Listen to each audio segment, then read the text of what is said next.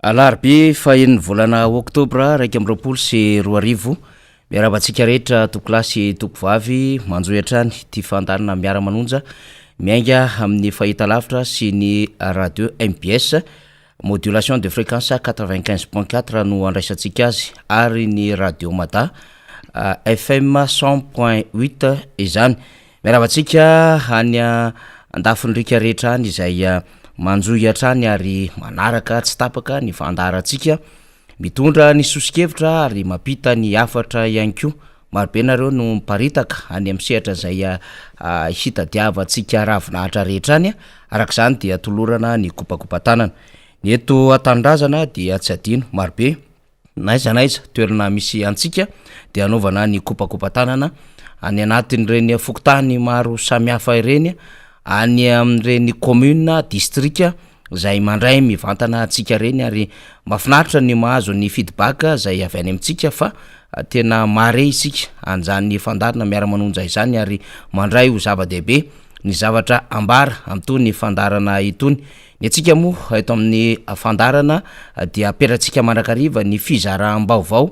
aperantsika mandrakariva ihany koa ny hoe fanabiazana satria dia anisany fandarana vokariny eo anivo ny antokotiko Madagasikara ny fanoherana RMDM ity fandarana ity ary dia ametrahana an'izay lafim-panabiazana izay satria voatondro ao anatin'ny sata amin'ny feny antoko politika ao anatin'ny fanoherana ihany koa ny amin'ny fitazaina ny olom-pirenena sy ny fitazaina ao fampahafantarana ny raharaha-pirenena ho tompona andraikitra ho an'ireo vahoaka ato anatin'ny repoblika ny Madagasikara ka andraikitra no hifampitazaina amina onjam-peo sy fahita lavitra tahaka itony anararaotana ao anatin'izany fandarana vokaritsika izany ka izay no ametrahana hoe misy fanabiazana ihany koa ny zavatra ambarantsika ny zavatra resahantsika amin'ity fandarana ity isika radioko amin'ny antoko politika sy eo anivon'ny fanoherana azy dia mieritreritra ny hanavitra n'ity Madagasikara ity ka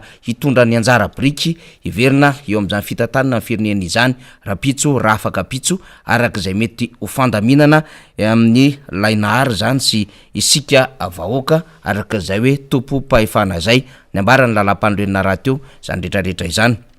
fa ao anatin'izay ihany koa dia hitondrantsika fanadiadiana ireo lafim-baovao samihafa ahafahantsika mivelatra amin'izay fampahafantarana ny zava-misy tokony fantatry ny olom-pirenena izany mifandrimbona miaraka amin'ny mpanolotra sy ny mpanentana sy ny mpanao gazety ny solombavamboaka ny Madagasikara na ireo mpikatrika eo anivon'ny biro politika ny antokotiko Madagasikara na ireo mpikatrika eo anivon'ny RMDM na ihany koa ireo vahinina saina manokana arakaraka ny toejara izay tokony ifampiresahana arak'izany dia tsy fehezin'ny loha hevitra tokana na lalan-tsaina tokantsika mamokatra itony fandarana itony fa mivelatra amina lafin-javatra maro ka izay fivelarana amina lafin-javatra maro izany dia ny tanjona lehibe ao anatin'izany dia ahafana mitondra ny anjara biriky ho an'ny raharaha-pirenena ary ho an'ny taranaka izay any ariana rehetra any satria moa miapotika ny firenena mialavo ary mivototra eo am-pialatanantsika Madagasikara ka izany no ady ataontsika no amerenana azy eo am-pialatanantsika malagasy izay tena malagasy hanavitra ity firenena ity fa tsy sarisarina mpitondra korona izay baikony hery samihafa baikony vondron'olona samihafa baikony safiotra samihafa ary baikony mpandrarà sy vondron'orinasa matanjaka samihafa ka manjary tonga amin'ilay fitenenana hoe very eo am-pialatanantsika Madagasikara ny lafin-javatra rehetra izay iainantsika isan'andro san'andro no manamarina izany ka antom-pisiny ny fandarana ny hanazava amintsika ny zavatra tsara ho fantatsika malalaka arak'izany ireo mpanaraka ny fandarantsika raha ohatra moa izy lina amin'ny zavatra ambarantsika dia mijanona eo amin'ny FM 95.4 izy na ny radio Mada 100.8 na amin'ny alala mivantana amin'ny FB na amin'ny alalan'ny YouTube ihany koa raha ohatra moa ka tsy lina izy dia malalaka ihany koa ny safidy amin'ireo onjam-peo marobe izay mizara fandarana izay mizara ihany koa ireo vaovao samihafa satria zany no endriky ny fahalalahana sy zany ny endriky ny fizaram-baovao ka izay anjara birikintsika no entina eo anatrehan'izany olom-pirenena rehetra izany zay no fampidirina amin'ny akabeany fa mitondra ny kopakopatanana zany misy namantsika tena tsy miala amitsika mihitsy ary mitondra mandrakariva zay mba hevitra avany aminy dia namantsika rahalahy azo okitovo izany sy ireo marobe zay mifampiresaka ao anatin'ny tambazotra sosialy ao na ny tanora tiako Madagasikara atao anatin'ny faritra Analamanga na ny velan'izay reo tanora RMDM ko tarian'ny L'Homme Noir na ry frérot zay manao ny entsy ho zavatra ihany ko manao ny fanentanana samihafa sy mampafantatra ny zava-misy eto amin'ny firenena dia mampita zay kopakopatanana ho antsika rehetra izay taky izany ihany ko ny namana any amin'ny commune taky ny Ambomangakely taky ny any Anjeva dia misy miaino atsika ary manaraka atsika ny commune zay tsy lavitra atsika ery Anosiala misy mampita izay kopakopatanana izay akoatrin'ny zay miaino atsika mandray atsika atao anatin'ny faritra zany mivatana zany ny namantsika rina Rabe Mananjara dia nampitondra ny fialantsiny ny tsy afahany miaraka amitsika aloha am'izao marain'izao ny antony dia fatatsika fa manatanteraka fotoam-pivavahana am'izao amin'ny folora maraina zao ny cellule de crise ho an'ny asa fanaova-gazety zay efa namokatra fandarana omaly ariva teto amin'ny fahitalavitra MBS sy ny IBC dia ny namantsika rina zany no mitendry orika satria fotoam-pivavahana ery amin'ny katedrana Analakely dia izy am'izay taleta zay ananan'zay dia izy no mitendry ny orika zany am'izay fotoam-pivavahana raha ohatra ka hoeny amin'ny katedrana Analakely tsika tsy ny mpanao gazety rery ihany tsy ny mpanao politika rery ihany tsy ny fiarahamonim-pirenena ihany na ny syndicat fa ho an'ny olon-tsotra olom-pirenena dia saina manokana ho avy any Analakely anatrika an'izany fotoam-pivavahana izany mbola misy 20 minitra afahantsika zany miazakazaka kely manangy any tongotra hiara iombom-bavaka satria tsy mora miatrika an'izao raharam-pirenena izao ary dia misy tolona raha teo atrehan'ny mpanao gazety amin'ny alalan'izany cellule de crise izany satria mia simba sy miapotika ary misy tetika hafahafa zay hibatana na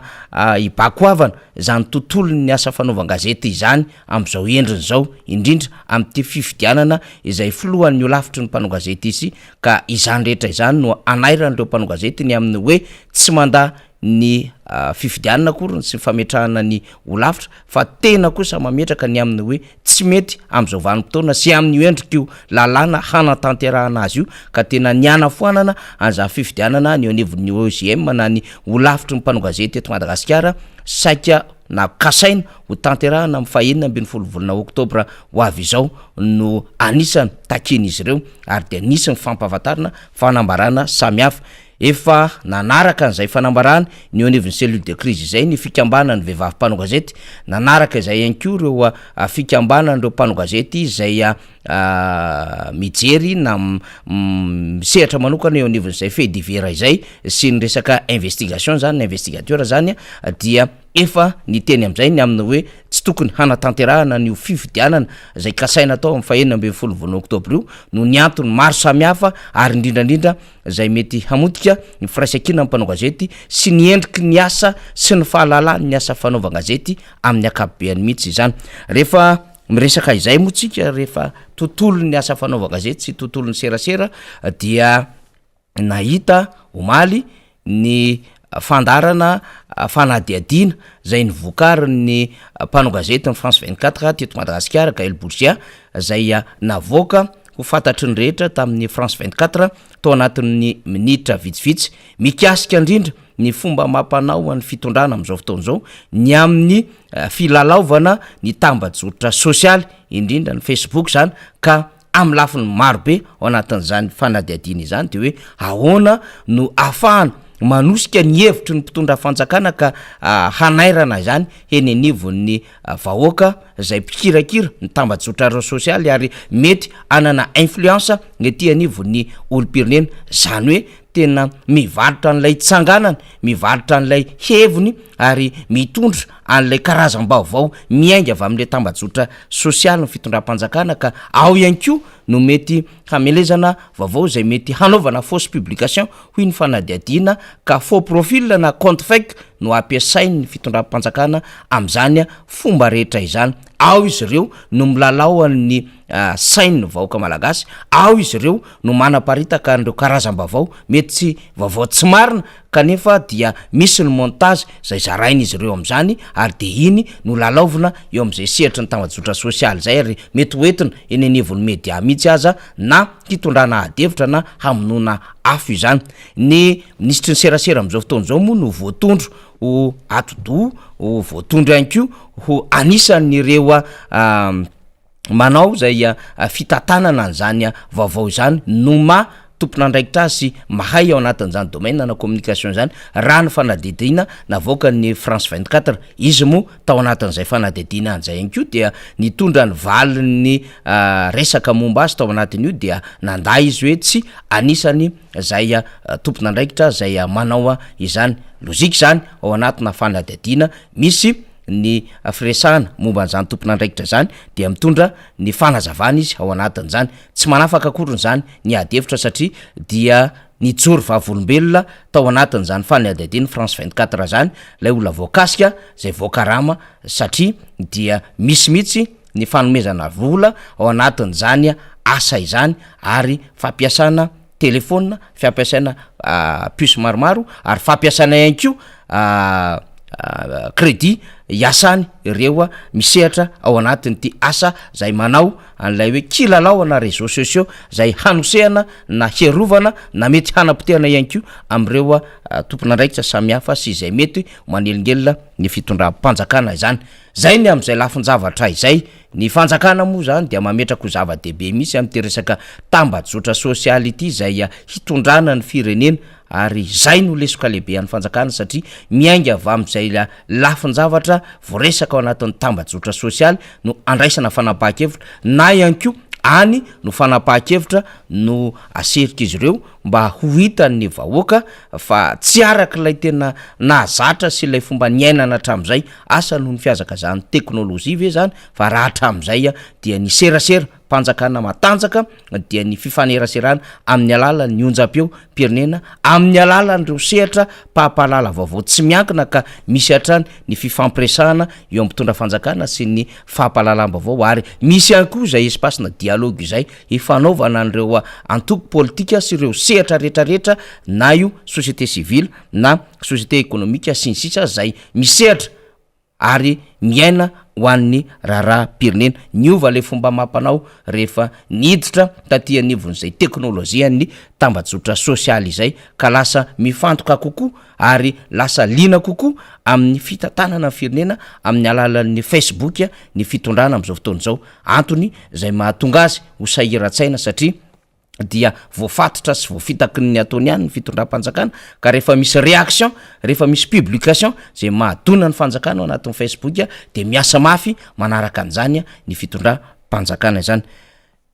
amin'ny andron'ny serasera sy ny asa fanaovan-gazety izay fa ny vaovao satria mipasoka ny 420 ora tsika mba tsy andalo fotsiny dia nodimandry zany raha ny vaovao hatramin'ny omaly dia nandao atsika ny général andrena fidisoana ny général fidy araky ny fahafantarantsika azy izy dia anisan'ireo généraly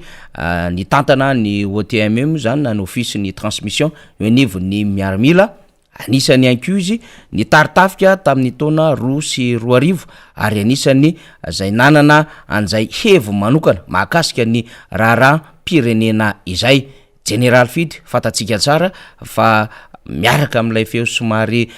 mafimafy miaraka an'ilay fasahina miteny fasahina mandray andraikitra izay ary nandritry ny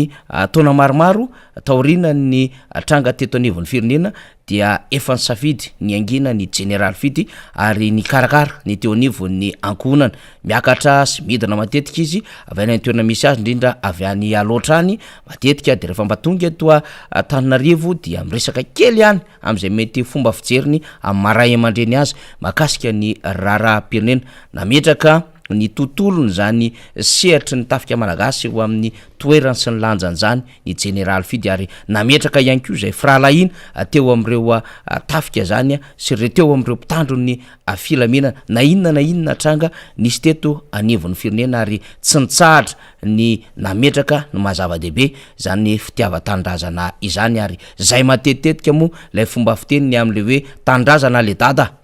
le dada zay fomba fiteniny zay dia atsiarovany rehetra ny General Fidy zany. Nandao atsika izy ary dia mitondra ny teny fampiononana ho an'ny fianakaviany General Fidy isika eto anivon'ny Miara Manonja, ary mitondra ny teny fampiononana ihany koa ho an'ny tontolo no mitandro filaminana ankapobeny satria navita be teo anivony zany fitandrona ny filaminana zany ny General Fidy. Ny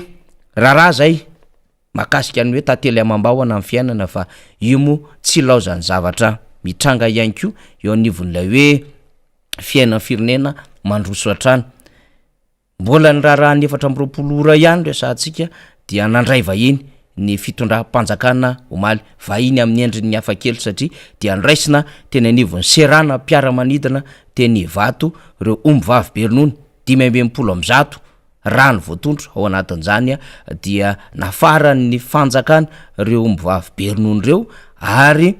mba hampitombona ny fisitrahana na ny fisotroany malagasy ronono raha ny communication na ny fampahafantarana avy anivon'ny fanjakana mba hoe hiakatra 100 ny fisotrona na fisitrahana malagasy ronono ao anatin'izany fampidirana omby vavy be ronono amin'ny endriny rasy hafa izay, satria dia manodidina ny any Suisse ny any Frantsa no nakana an'ity rasy ity zany. Mbola misy andihany raha nambarany teo anivon'ny fitondram-panjakana ny fahatongavany omby vavy be ronono eto Madagasikara, ary ireo tanora hoy izy ireo no isitraka an'izany zay manao asa fiarina ao anatin'ilay tetikasa tia travera ihany koa na fanomezana tany sy fanomezana omby iasana izany. Ny filoham-pirenena mihitsy no ny tonga ny tsid nandray ity omby vavy be ronono ity teny Vato izany, dia samy mandinika ny rehetrarehetra ny hoe iverina aty amin'ny lalatsaina zay fanandihana ny firenena atany amin'ny andro ny filora valomanana ihany ka isika ity,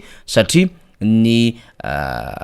lalana zay napetraka président Ravalomanana ny tsinjolavitra taty amin'ny taona 2013 dia nanafatra omby vavy be ronono marobe mba hahafahana zany manampy ny tatsa, mba hahafahana mampitombo ny firoborobon'ny arakasa sy mpandrara, zany hoe mamorona PME majinika mba hahafahan'ireo tanora sy ireo tatsa mampiroborobo ny vokatra miainga avy amin'ny ronono tahaka ny fromage, tahaka ny dobera, tahaka ny yaourt zany, ary name modely lehibe an'izany ny filoha Marc Ravalomanana, ary ny roborobo ny fampidirana omby vavy be ronono teto Madagasikara. Ary nisy ihany koa zay fiarahana tamin'ny fifamanoro zay na ny zareo Norvégianina dia napiditra ilay pirouse Norvégianina teto Madagasikara. Nisy ihany koa lay Holstein zany zay karazan'omby zay nentina teto Madagasikara zany mba ahafahana mitaratra ny amin'ny hoe mila mamokatra ronono tahaka n'ilay miala amin'ilay ronono mahazatra amin'ilay zebu malagasy tsotra isika, fa mila mamokatra ronono zay manana quantité maro dia maro zany satria dia teo amin'ny 520 ka hatramin'ny 20 litatra teo eo no vokatra tamin'ireny omby vavy be ronono reny, ary efa miparitaka manerina Madagasikara. Ny omby vavy tsotra zay nahazatra antsika hatramin'izay dia eo amin'ny 5 ka hatramin'ny 10 litatra teo eo, fa rehefa napiditra ty omby vavy be ronono ty filoha Marc Ravalomanana tany amin'ny taona 2013 tany hoany dia niakatra izany fahazonany ronono izany, ary ny roborobo ny fahafahan'ireo tatsa nahalala ny amin'ny hoe tsenan'ny ronono sy ny fomba fanodinana ronono, ary ny tsenan'ny ronono ihany koa teto Madagasikara dia ny roborobo zay nahafahana nanodina an'izany omby vavy be ronono zany, ary misy mihitsy aza toerana samihafa na tany Bongolava na tany Antsirabe na ny faritra tany Betafo izany na ny faritra tany Avaradrano dia misy toerana manokana mihitsy fampanarahana an'ireny omby vavy be ronono ireny, ary rehefa amidy izany dia mahatratra ny amin'ny 4 na 5 tapitrisa na 9 tapitrisa mihitsy aza ariary ny vidin'ireny omby vavy be ronono zay nafana namokatra sy nampiodina ny fiainan'ny tatsa kanjo mo. Rehefa tonga ny crise politika 2012 dia potika tanteraka lay fiarikarena ny ainga avy amin'ny omby vavy be ronono izany. Io zany ny fitondram-panjakana asa na mahatsiaro an'izay mety fahadisoany lalana nataony izay, asa na mahatsapa ny ahatsara sy ny ahazava-dehibe an'izany hoe miainga avy amin'ny famokarana ronono ny omby vavy be ronono izany, ny azona vokatra tsara ihany koa sy ahafahana manosika zay fiarikarena eo anivona orinasa madinika sy salatsalany izay, zany hoe miverina manao maka an'le tany alopotika itsika zany ankehitriny zambo mbola resana amin'ny fanadiditsika rehefa aveo zay ny am'izay fa ny zava-misy akoho olo ao anatin'ny 420 ora ihany dia niala omaly folakandro ny délégation malagasy mpilalao avy eto toerana ary ny avan'la réunion niatrika ny kilalao zay ho tanterahana anatin'izay fifantsanana tomponakera-tany baolina kitra zay tao an'ny Qatar en 2022 fa ao anatin'ny andro fahatelo sy fahaefatra dia ny fiona Madagasikara amin'ny RDC ka efa any Kinshasa am'izao fotoana izao ny délégation malagasy ary mivonina hiatrika lalao raha mpitso nefa omaly no nanainga dia betsaka moa ny adevitra mahakasika an'izay fa hitatsika eo ny amin'ny hoe ometsika tsodrano hatrany ny barea mba totosa atsaka sy andavany izay fionana tanterahan'izy ireo izay ny raharaham-pirenena zany topolasy topovavy sy ny vaovao satria mipasoka ny 420 ora tsika mba tsy handalo fotsiny zany dia resahantsika arak'izany fa manambahiny isika am'izao fotoana izao dia ny vahintsika dia Andriamato Rakoto Andrina Mota Harson Alleluia zay mitsy le anarana fa tsy hoe faniry akory ny mamorona fa Andriamato Rakoto Andrina Mota Harson Alleluia zay no vahintsika izy moa dia mpandrara tatana orinasa izy fa mpandinika andrara-pirenena ihany koa dia ny hevitra sika fa marobe ireo pirenena zay manana an'izay hevitra izay hasoty hitandrazana ty ary mila ifampiresahana isika moa de efa nametraka izany hoe ndao hakarina hiteny ny vahoaka malagasy ary mamany lela ny vahoaka malagasy mamany tongotry ny vahoaka malagasy hosa isika rehetra ao anatiny ty fandarina Miara Manonja ity ka efa betsaka noho ny vahiny teto fa androany zay zany de Andriamato Mota Harson no vahintsika miaraba tompoko miarabanao faniry ary miarabako ireo mpiaino rehetra ny fandarana Miara Manonja eto amin'ny MBS am'izao fotoana izao na ny any ampitan-dranomasina na ny eto tany-drazana dia manantitra ny fisaorana ombako manana amin'ny faniry ny firarintso rehetra nataony tamintsika tsirairay avy teo. Andriamato Rakoto Andrina Mota Harson Alleluia tena anaranao ito tena anarako mihitsy ao anaty kopia io eny ary tompoko za moa rehefa nidinidinika kely taminao zany ary ianao nanam-paniriana ny hivaheny de hoe ndraso alamitsika ny fotoana dia niantso anao zahay hoe fotoana angam'izao tokony mba ekarin'Andriamato Mota Harson mahafantatra betsaka mihitsy ary rehefa miaino an'le fanazavanao maro de hoe tena mpandinika ny raharaham-pirenena mihitsy ianao ary tsy eto fa hatrany ivelana ary na ny fifandraisana ny Madagasikara sy ireo firenena vahiny zany sy ireo tompona ndraiky mpanjakana vahiny de zay no manititika satria ny raha voalohany ainga zay tena naoraka teo anivony sehatra iraisa-pirenena angambany aloha tonga de ho atombotsika an'izay satria mpandinika raharaham-pirenena ianao mahakasika atsika ihany zava-misy dia ny raharaha zay na voasaringitra ny Nicolas Sarkozy filoha frantsay teo aloha de rehefa hita moa le izy any anatin'ny gazety samy hafa any sy ny fampalambavao maro de hoe olona 13 any no voasaringitra miaraka amin'ny Sarkozy fa misy ihany koa ireo namany zay niaraka tamin'ny fitondrany teo aloha zay voasaringitra amina raharaha samy hafa ohatra am'izany i François Fillon zay fatatsika tsara fa prime ministre tamin'ny Sarkozy i Sall Pasqua zay tena anisany nanana ny influence mihitsy satria mentor politique ny Sarkozy zany olona resahantsika zany maro be izy any ambadika any na Christine Lagarde zay tale général-ny FMI ihany koa dia nisy raharaha na voasaringitra azy ho an'ny fanjakana frantsay ka iny nisy an'iny raharaha iny Andriamato Mota Harson de mba te azo ny version na olo-pirenena zahay sy mpandinika ny zava-misy hoe ny fandraisany zany amin'ny Madagasikara moa de efa navoaka anay teto satria de tena niarany lahatra niarany petsapetsa ary niaraka naka fanapahan-kevitra angambany tamin'izany ya Sarkozy zany ny fitondrana am'izao fotoana zao satria ny fanonganam-panjakana 2022 moa dia diatana ny ya Sarkozy sy ny tosika taty ambadika la Frantsa nisy any Sarkozy zany rehetrarehetra izany zay ny zava-misy zany malaza Andriamato Mota Harson ny hevitrao dia manohy zay filazana nataony faniry zay aho milaza aminareo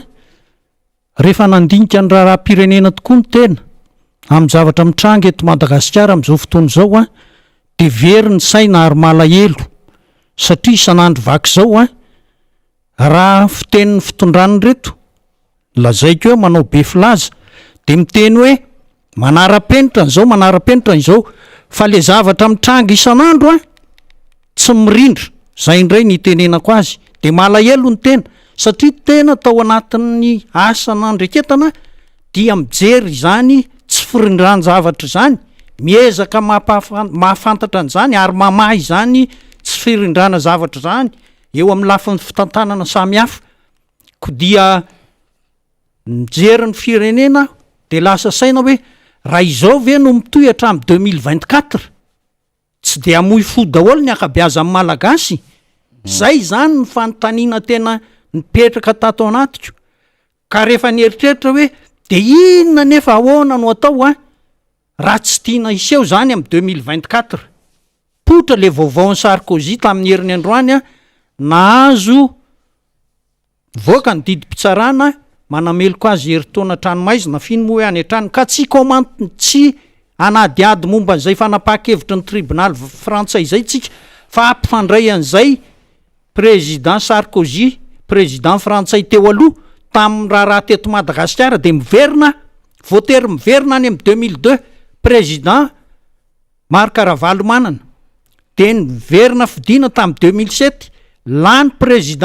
président Marc Ravalomanana tany amin'ny voalondohany 2007 fa i président Sarkozy taty amin'ny mai 2007 izy ny lany ary ny zavatra nitranga dia nandeha nanatrika ny fivorian'ny ONU tany New York na ny président Ravalomanana na président Sarkozy tamin'ny fotoanandrony ary fantatritsika rehetra fa nalaza moa hoe président Ravalomanana tsy tian'ny frantsay tsy marina loatra zany satria ny zavatra nitranga tamin'ny premier mandat ny président Ravalomanana indroa président Chirac ny tonga teto Madagasikara ny eona taminy ary faly président Chirac nitokana n'io lalana teo Anosy zato hoe tia ny fanampinana ataon'ny frantsay tena vita le asa ara-potoana na anara-penitra dia faly tokoa ny frantsay hoe tsy very kosa ny volana nomeny fa de tena nahavita le asa nampanantenaina araka ny nanoratana azy sy ny fifanarahana zay zany le izy de nahatsiaro faly président Ravalomanana koa ary niantso amin'ny président Chirac moa izy hoe mon ami Chirac tamin'izany fotoana zany tadidiko tsara zany nandeha ny fotoana zay zany no fihetsepo tao amin'ny président Ravalomanana miohatra amin'ny la Frantsa amin'io fotoana io tsy le olona tsony lazaina hoe tsy tian'ny la Frantsa fa tena mahay miara-miasa amin'ny la Frantsa de nandeha fivorian'ny ONU tany a New York rehefa ohatran'ireny moa de manarara ohatran'ny fivoriana ohatran'ireny dia manao fivoriana mitokana ny olona ao anatin'ny espace francophone de nanatrika an'izay président Ravalomanana teo koa ny président Sarkozy teo ny prime ministre canadiana dia nangataka ny président Ravalomanana eo mantsy ny netomboan'le problème io nangataka ny président Ravalomanana hoe aleo mba ho atao any Madagasikara amin'ny 2009 ny fivorian'ny francophonie tenin'ny président Ravalomanana no toizako anazavana an'izay tsy nanaiky ny président Sarkozy an'io tolo-kevitra nataon'ny président Ravalomanana io ary de nisy ady hevitra be tao amin'le fivorian'ny francophone tany New York tamin'io fotoana io rehefa taty amin'ny farany nanampy amin'ny président Ravalomanana amin'ny prime ministre canadiana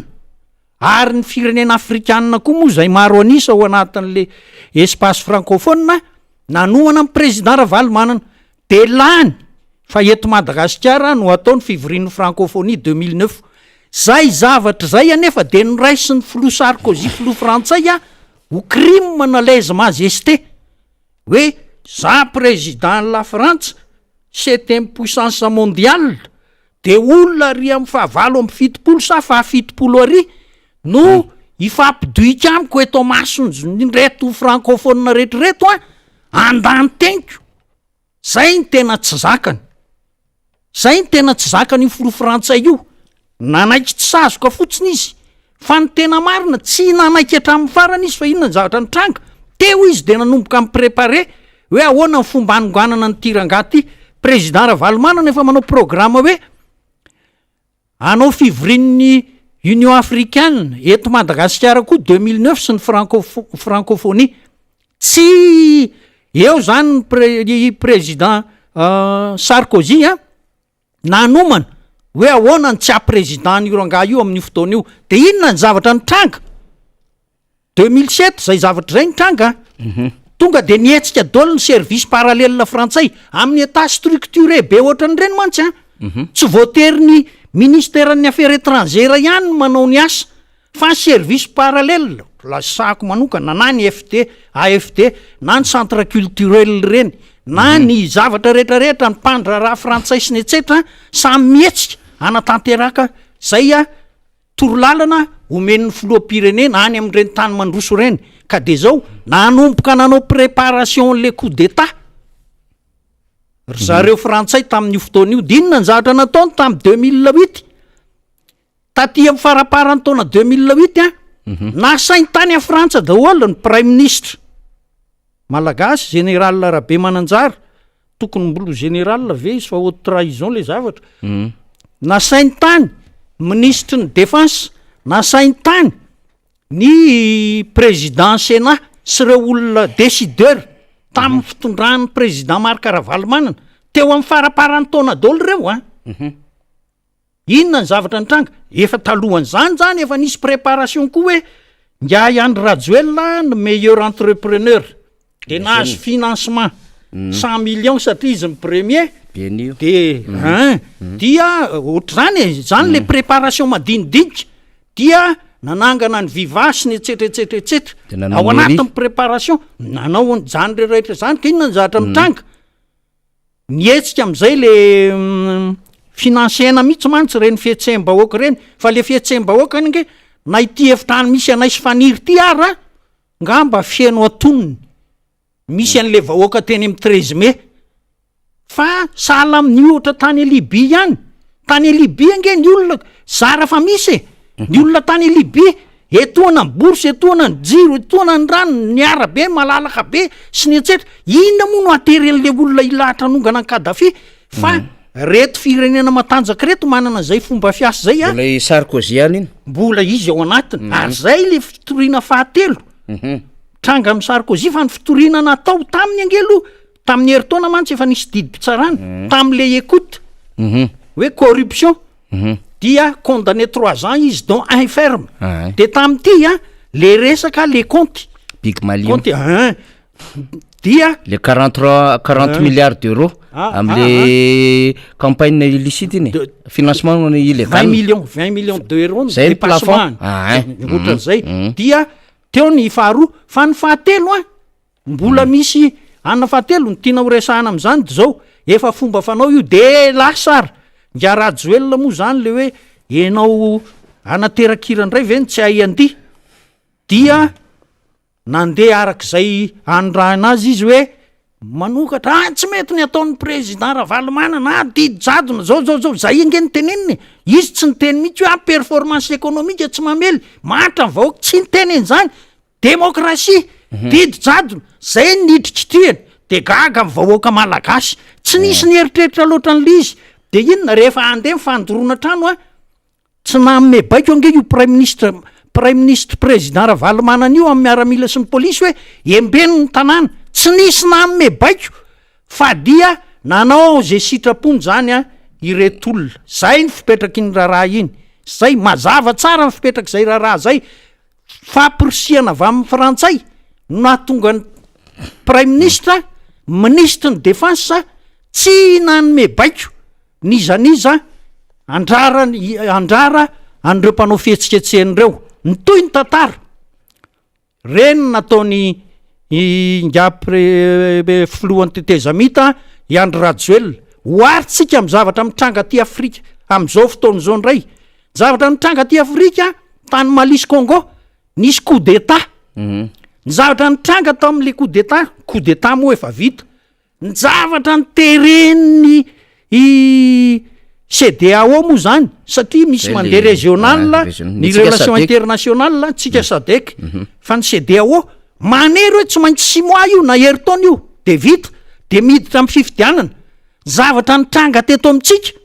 nanery ny sadek fantatry ny be sy ny maro zany tonga ny sadek ary tena nanenjana ny ekipany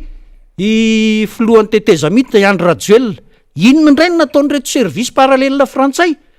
tratra ny tao amin'ny hôtel Colbert ireto missionnaire ny sadek mozambikanina sy ny sud-afrikanina moa zany mety nandefasana Amazone zany ohatra de avy eo nalaina sary de vita tsy niteny tsony de nanao ny sitrapony am'izay ty tetezamita ary raha tokony ho heritaona ny nanenjana ny sadek azy tamin'ny voalohany de lasa 5 taona tena ny service parallèle ny tomponantoko tamin'ireny ary tsy nisy ny teny satria nga Sarkozy no miteny amin'ny rehetrarehetra any amin'ny fifandraisana amin'ny hoe amin'ny G7 sy ny etsetra hoe manaraka akaiky an'io zay frantsay de ohatr'izay de eo nihitatra teo le tetezamita tonga ny 2013 zay vao ataon'ny fifidianana de ny zavatra nitranga verina président toizako ihany verina président izy io zavatra zay nitranga tamin'ny flora valomanana le tsy na le ny fampidrikina raha izay ny fomba hitenenana azy tamin'ny président Sarkozy hoe alohany a Madagasikara ny francophonie ny zavatra nitranga tatoato taty amin'ny volana juillet nandeha tany Malawi président Andry Rajoelina nanatrika ny fivorian'ny sadek verina kely aloha fa tao alohan'ny zany rehetrarehetra zany efa nisy ny rapport nataon'ny Sénat kasika ny doublon ny Sénat nanao rapport élection 2018 io élection présidentielle nanao rapport ny Sénat hoe nisy commission d'enquête parlementaire tao nisy de nivoaka ny rapport hoe tena nisy ny doublon nanao filazana moa Ingathiery président senif ny azy iny filazana fa ity tena rapport misoratra ary institution nanao an'le rapport fa tsy président Ravalomanana no mibaiko hoe ataovy le rapport fa ry zareo mihitsy ry zareo Sénat nanao an'le rapport mivoaka iny de enitsika président Ravalomanana hoe mba anisany nahazo izy nanomezana ary reto sénateur dia nandefa an'le rapport tany amin'ny PTF na partenaire technique et financier tany amin'ny ONU tany amin'ny SADC tany amin'ny rehetrarehetra nahazo an'izay daholo zany ny olona rehetra rehefa nandeha zany président Rajoelina tany Malawi dinina indray ny teneniny rehefa avany Malawi izy de nekendry zareo ny PEM na plan d'émergence à Madagascar tsy piako tompoko fa tsisy idiran'ny SADC am'izay plan d'émergence ao na hoaiza ianao fa efanao zany firenenao firenena ao anatin'ny tokony ho izy dia tsy misy idiran'ny SADC am'izany fa za de mihevitra mihitsy hoe nahazo fanamarina izy mahakasika an'iny resaka doublon iny izy de niazakazaka nakany a Paris raha tadiditsika nakany a Paris izy de niona tamin'ny président Macron inona ny anomalie nitranga ny anomalie tonga de nitranga eo amin'ny préau-ny Élysée izy no raisin'ny président Macron tonga de eo amin'ny mpanao gazety raha ny fahazarana nefa miresaka am'le tompotrano anao président Macron zany zay vao mivoaka etsy am'mpanao gazety manao déclaration conjointe mba manao filazana hoe zao zay ny mahazatra fa naninona ary tamin'ity indray mitoraka ity président Macron tonga de nakao mpanao gazety satria président Macron koa ange zadiny fa destinataire-n'io rapportna doublon io mahafantatra zany izy hoe ty olona ty ange ka tsy lany io olona tonga eo anatren'io tsy lany ary ny zavatra ataony dega ataon'io olona io de tsy tao tataraina ntsony de ny mpanao gazety frantsay no nanamarina an'izany hoe recadreny président Macron mihitsy président Rajoelina zany hoe ahoana nahitsiny mihitsy zany nitsiny zany ny resaka hoe zao no tsy mety, zao no tsy mety, zao no tsy mety. De mialohan'io tamin'izy nandray any président Rajoelina teo amin'ny mpanao gazety de niteny président Macron izahay iresaka momba ny fifandraisana ekonomika de ho resahana eo koa no momba ny île Eparses. Zay ny tenenin'ny président Macron, anisan'le thème ny annonceny ho resahana tamin'io. Namala ny président Rajoelina teo amin'io hoe ny thème ho resahako amin'ny président Macron, tenin'ny président Rajoelina dia ny relation économique, ny relation diplomatique dia ny resaka problème sanitaire. Le relation diplomatique mantsy tsy de nisy ny resaka loatra rehefa mivoaka le fionana. Ka zay le recadrement nataon'ny président Macron. Le resaka économique aloha, fa le relation diplomatique mitady zany président Rajoelina raha ny fijery azy. Inona moa ny relation diplomatique tediaviny amin'ny Frantsa, hanao support azy any amin'ny ONU, satria ny ONU efa destinataire n'iny rapport mahakasika ny doublon iny. Dia zay ny teneniny tamin'ny i président Macron, ny relation diplomatique na amin'ny fifandraisana ara-diplomatique zany zay moa ny fomba andikana azy amin'ny teny gasy de sahala amin'ny fifandraisan'ny olona piray monina ihany mifanaja, fampiseho fifankatiavana. Ohatr'izay foana angeny fototry ny fifandraisana rehetra. Fa ny zavatra nitranga tamin'ity indray mandeha ty teo zany président Macron laza hoe iresaka momba ny îles Eparses zay. Ay zany tao tsy niresaka i président Rajoelina tsy nieritreritra iresaka le îles Eparses tamin'ny président Macron, nambarany zany teo. Tonga any amin'ny ONU izy inona ny zavatra nyteneniny? Tsy vita ny décolonisation ny Madagasikara fa misy ny îles Eparses. Marina aloha fa betsaka ny olona eto Madagasikara no ahoana ihany ny îles Eparses, ahoana to tsy de zay ny teneniny. Fa zao ny tena mampalahelo am'le izy eo am'le tsisy fifanajana nge zany tena mazava be tsisy fifanajana. Asaina miresaka an'le izy ianao any Paris tsy mety miresaka ianao nefa ao le ady mandeha ao le izy ary Nations Unies ianao eo maso be sy maro ohatran'ny hoe manala baraka. De milaza aminareo raha pitahaina am'le zavatra nataony président Sarkozy sy président Ravalomanana, ty zavatra nataony président Rajoelina amin'ny président Macron ty de grave lavitra noho ny zavatra nitranga tamin'ny 2007.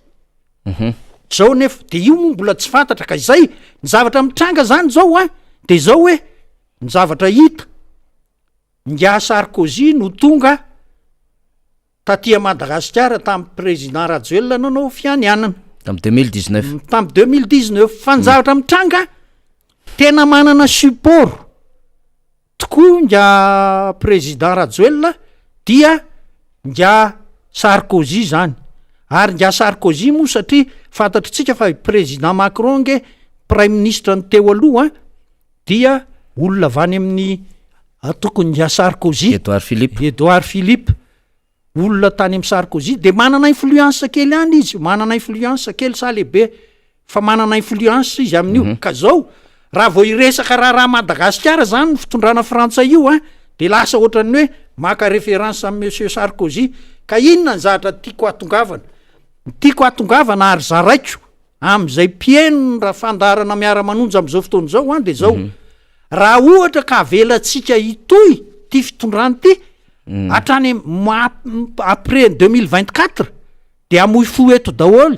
fianakaviantsika menakavy ho anareo any andafy mamoy fo daholo ny olona eto fa tsisy zavatra atenaina eto. Ka inona ny tokony atao? Tokony mba hanangana lobbyinina kely nareo any Montpellier, nareo any Lyon, nareo any Paris, mahafantatra olona malagasy nareo au fonctionnaire frantsay. Tokony mba hanazava azy hoe président Sarkozy sy président Ravalomanana nge zao ny antony tsy nifakazahoany. Tsy fantatro hoe président Sarkozy ve niandry tambiny vo anaika an'le hoe eto Madagasikara le fivorian'ny francophonie no atao. fanontaniana no apetrako fa tsy misy mahazo hoe personne ne comprend pourquoi il avait pris cette décision d'annuler mody coup d'état mono natao fa izy angemo tsy niteny hoe ho annulena io e fa de le coup d'état nandeko anisy ny coup d'état de tsy afaka ivory any ny francophone zay ka tsy misy mahazo an'le izy ka zao a mila hoanareo rehetra any frantsa professeur isan-karazany reny mahafantatra ho fonctionnaire frantsay nareo ao amin'ny ministèren'ny affaires étrangères ao satria ny firenena ohatran'ny la frantsa structuré be reny na ahoana ary ny rapport ataon'le olona any amin'ny birao amin'ny ministèren'ny affaires étrangères miakatra tonga hatrany amin'ny an'ny président reny ka tokony ho azavaina tsara na tonga nyity tsy fifanarahana tamin'ny nga président Ravalomanana sy président Sarkozy ty ny antony tsy nanekenga Sarkozy an'le anaovana an'le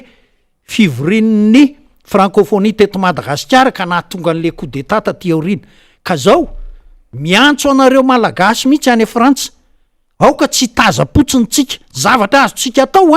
anapina ny reto firenena anapina ny firenena mba ho kasena le influence zay tsy de mety loatra ho amin'ny Madagasikara ataon'ny filoha frantsay teo aloha Sarkozy fa dia mba tena andeha araky ny marina sy ny tokony ho izy fifandraisan'ny frantsay sy Madagasikara fantatra ngefa tamin'ny taona 91-96 reny mavesatra be ho an'ny la Frantsa ny entretien-ny atsy amin'ny nosy la Réunion satria ny sakafo rehetrarehetra ao la Réunion zany miainga amin'ny roplanina makany ary lafo be makany miala any Frantsa totona tia la Réunion lafo be zay ananany frantsay ny donné an'izay ary de nihevitra izy hoe ny fampandrosoana amin'ny Madagasikara no lalana aingana amana an'izay zavatra zay amin'izao fotoana zao mantsy nga Eric Zemmour le polémiste ozy zareo manao hoe ny olona vao Maghreb ny tena olana amin'ity frantsay ty fa raha man'le olana tanteraka ny frantsay alao miverina manao ny fifandraisana araky ny tokony ho izy amin'ny Madagasikara mandroso la Frantsa mandroso koa fa vaovao iainko ankeo maraina zao de zao hoe ny frontière économique any la Frantsa mpandraraha frantsay no miteny dia tokony ho Afrika zao nefa tombo Madagasikara amin'ny Afrika vahoaka malagasy ange tsy de be oaoaoa ohatran'reto avana sasany ao Afrika reto reo tonga de migidragidra ny masety sy ny etsetretsetra tsy zany ary eto mety amin'ny frantsay mihitsy fa zao mpandraraha frantsay hitako teto tamin'ny 2009 ny teny hoe reto olo reto sady manao ny tsy mety mbola mipoerapoererany tanàna de tsy de nravany moa le société ny sociétén'zany nefa nanandre tsara mihitsy nravany le sociétény de lasa niverina nody any Frantsa izy ka zavatra nyresahan'ny olona tamiko tany Paris hoe ary fanganareo malagasy ozy vous êtes des matheux de ozy hoe oui généralement nous sommes des matheux ka zany zany zavatra zany tena ilainy teknôlôjia am'izao fotoana zao ny informatika amin'ny baziny rehefa mathématicien ianao de mora kely mikisaka makany amin'ny informaticien ka raha tena te androso la Frantsa reo orinasa frantsay reo verena alefaso amin'ny lalana tokony ho izy ty Madagasikara ty fa zao nge Madagasikara tsy mianatra ny université personnel ny université tsy miasy de firy volana zany ny université mikatona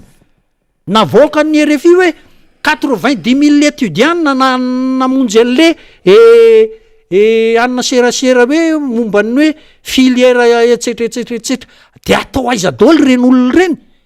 aiza no avin'ny tanora malagasy ampianatra zany tsika de tsy manjary tsony ny fampianarany eto Madagasikara mandroso ve ny firenena zay zany ny zavatra tena tiana tongavana zay lavalava kely tena navelako mihitsy ianao iresaka an'izay fomba fijerinao zay satria le relation la Frantsa sy Madagasikara zay nysombany Sarkozy zany io tena tianao azavainy io ianao nefa mahita ny amin'ny hoe nisy fifandraisana tsara ihany teo amin'ny la Frantsa sy Madagasikara ka mily zay lafin-javatra zay zany averina ho amin'ny tombotsoa n'ilay gagnant zany zay le tena tianao resana zany na zany na tsy zany aza monsieur Moutarson zany ny zavatra iainana eto Madagasikara dia ny fahampitena moa zany ny fahalovana ny fahasimbana dia vokatry ny crise politika ny 2022 avokoa de io zany zao ny zavatra tena aingana zany rehefa miresaka vahoaka sy firenena mankotsika de vidim-piainana resahana ny hoe nisy crise économique mondiale sy ny sisa ohatrohatran'izany fa rehefa tena mijery ny données rehetrarehetra any ivelany any dia tsy de tena zay le izy raha ohatra zao mihetsika amin'ny vahoaka brésiliana amin'izao fotoana zao hoe Melay Bolsorano de ny tena ao ambadika le fanisorandrareo amin'ny Bolsorano de hoe tafiakatra 600,000 ny maty nandritra ny Covid-19 satria i Bolsorano de tsy nety mihitsy lay filoham-pirenena brésiliana tsy nety niaiky mihitsy zany izy fa tena mahafaty lay Covid-19 de izy tsy napriske mihitsy nanaovana an'le kasibosy na sahala am'zany de nisy 4,000 mort isan'andro tamin'ireo fotoanandro io tena tsy levo ny vavony ny vahoaka brésiliana mihitsy iny fa eo koa le hoe fiakaran'ny vidim-piainana fa iny eo ihany fa na izany na zany milahatra antsika am'izao fotoana zao raha ny tontolo ara-toe-karena rehefa nijerena statistika mitovy amin'ny Venezuela potiky ny ady an-trano taorina ny fahafatesany Hugo Chavez 20 taona lasa zay ka io zany zao le vidim-piainana mitovy amin'ny firenena potiky ny ady an-trano ny vidim-piainana ny tontolo ara-toe-karena ny zava-misy eto Madagasikara ny kolikoly ny fisina chômage teknika sy ny sisa ary ny fahampiteny ny orinasa-panjakana nefa tsika tsisy ady an-trano fa mauvaise gouvernance misy inona fahitany monsieur Moutarson ny zava-misy zany de milaza aminao monsieur Faniry raha ataoko hoe à l'instant T zany T0 zany tsika zao miresaka zay fiteninao azy de za miteny aminao fa à l'instant T mbola iotranao io ny vidim-piainana ny zavatra tsy de resahan'ny olona loatra ngedy zao tonga teo amin'ny fitondrana nge io président Rajoelina io teo amin'ny 2500 euro zay tsy pio zay fa tonga de mitsambikana any amin'ny statistika moa ny taux de croissance zany efa mieritreritra fa na le taux de croissance 2009 zay sa 2018 ka io ihany nge tsy niova nge io fomba fanaony nge teo ihany précision manko zay atoko zay tiako resahana ny zavatra rehetra 2005 ny tonga izy ny euro zao ny euro 4600 presque la moitié fois 2 zany presque tena nena antra nge ny olona nena antra nge ny olona zany ary milaza aminao fa io vidy menaka 45,000 manitso izy zao menaka kasté zany 9,000 ariary 9,000 ariary le kasté le tsotsotro zany fa raha le avoavo lenta tsika tsy resaka ny oliva ka hoe ny olo de oliva tsy miresaka an'izany tsika fa le resaka vidin'ny malagasy mbo hoe mandeha any amin'ny grande surface ny etsetra de reny any moa ny zarainy ery amin'ny épicerie fa ho 5,000 nge mahery io amin'ny krismasy ity ministre 5,000 mahery eo 5,000 ariary ny resa adray 50,000 10,000 ariary voilà 10,000 ariary io amin'ny krismasy zatra mampime nge de zao efa zay nge misy 12,000 ariary nge any amin'ny raha mampime moa ka ampaninina ary monsieur Faniry fa mba menao zany ity ministre ny varotro ty lasa nandeha izy any Ambatondrazaka de mikabary de manao décret izy de ena ho ny vidim-bary de akotriny ny vary akotriny nanaovany référence raha ohatrany mampime nge zany raha zany nge de manao décret daholo de vita ny fiainany malagasy raha ohatra zany fa tsy zany fa efa fantatra fa hoe mitolotra sy ny tinady mifehy vidin-javatra zao anao vao ipampapapa zao ndray hoe nahazo an'le 332 millions DTS ianao de andeha anafatra vary non remboursable io iny angelo conception iny angery monsieur Faniry décision ny FMI iny pour relancer l'économie mondiale après Covid zay aloha mila tsipihana fa tsy hoe tsy resaka fotsiny hoe cote-paranao iny de namenanao c'est pour relancer l'économie mondiale ary ny relancement ny économie mondiale théoriquement global consommation no miprimé am'zany fa ity moa lasa consommation mbary tadiova ny consommation mbary nge tsy misy TVA nge iny rehefa midy zany hoe tsy misy makany amin'ny caisse de l'état ity ary mbola lasa resaka hoe société aniza moa zany no saina nafatra n'le vary SPM zay onzy eny tombony zany tonga de anazy zay ka zao ohatra zany caisse de l'état no caisse de l'état ny anafarana azy zay efa nanta député fetra efa nametraka an'izay mihitsy hoe aménagement na crédit na vola aviaiza sy makaiza ny sotomina amin'io satria zay efa pratika anisy teto le fivarotana varitsinjo kalitsinjo sy sisa ohatrohatran'izany de iny rehefa aveo mila fantatra eny makay satria misy orinasa zany tsy miankina miara-miasa amin'ny fanjakana ao anatin'izany monsieur Moutason jonge tamin'ny andro ny filora valomanana nisy ny atao hoe plateforme durie zay mihitsy manko structure ny zavatra nge rehefa olona my leadership ohatran'ireny ange de rehefa mandeha de rafitra foana mandeha mametraka rafitra aloha ahafahana miasa fity ange tsy fantatra hoe inona le avata de zao ozy le olona inspecteur zay ny resaka tamiko eto amin'ny firenena nge monsieur Ramotarson ozy de zao zay fidiram-bola rehetra ny firenena hoe zany reo olon'ireo fehezina zany ve hoa knapsa ozy na eno tamin'ny tapabolana angambo zay le hoe finance sy ny douane ary ohatra nisy eritreritra hoe privatisena toy za hoe marina ihany zany ny eritreritra le olona ny teny tamiko hoe zay fidiram-bola rehetra knapsa ny douane ny finance ny hermady jirama lasa zany le olona hitadiavana vola zany ve no izy za mihevitra fa tsy zay kosa angamba fa tsy hanao an'izay reo olon'ireo fa tafa oatra raha izany ka ohatra zay hoe ahoana zany ny vidim-piainana tena ny projection ry monsieur Faniry miakatra foana io fa ny ariary gasy ange miena foana ary tsy mahazo aina tsy mahazo tsy azo aina mihitsy io za de miteny aminao raha izao zavatra za olona tao anatin'ny arenakibony tany mbolo resantsika zany angatahako feona aminao manokana tsy androany secteur minier fa tsy aingy zany io vola ariary io ny importation ny exportation ataon'ireo compagnie minière reo tena anisan'ny manositra an'izany ariary zany mba ho maro toerana de zao nefa reo tsisy mandeha araky ny tokony ho izy milaza aminao fa raha mandeha araky ny tokony ho izy io secteur minier io tsika reto ozy ny frantsay rehefa ils sont riches et pourquoi ils sont pauvres parce que zay le anomalie fa milaza aminao secteur minier zany mampiasa olona any amin'ny tsaiko 2 tapitrisana na 3 tapitrisana era Madagasikara fa miala any ejeda mandra-patonga any ambilobe mandalo aniny kiala mavony sy ny sonerana sy io sy ny any atratia maiva-tanàna ny eto Antananarivo Etsaikopa etsy alaka misy lalam-bolamena zao zany tianao tenena zay varina kely eo amin'ny ranony kopa ianao ao firavanana efa misy mpanangona volamena be deabe ange zany mandra-patonga any maiva-tanàna mihoatra mandra-patonga any mbola tsy daraina akory ara fa iny ambondromamy iny maro-papango ceinture d'or zay iny rehetrarehetra iny any ambositra nefa iny am'izao ny fasitsara iny am'izao misy olona eo am 2000 eo manao volamena isan'andro de ny olona miteny hoe atsika za kosa aloha de manitsy eto ry monsieur Faniry le fady sondresaka am'izay le hoe atsika io tsy hoe atsika io fa an'le olona ny asy io volamena misy eto Madagasikara tamin'ny fotoan'andro ny araka teo Besarety le nanao lalana de nisy nanivana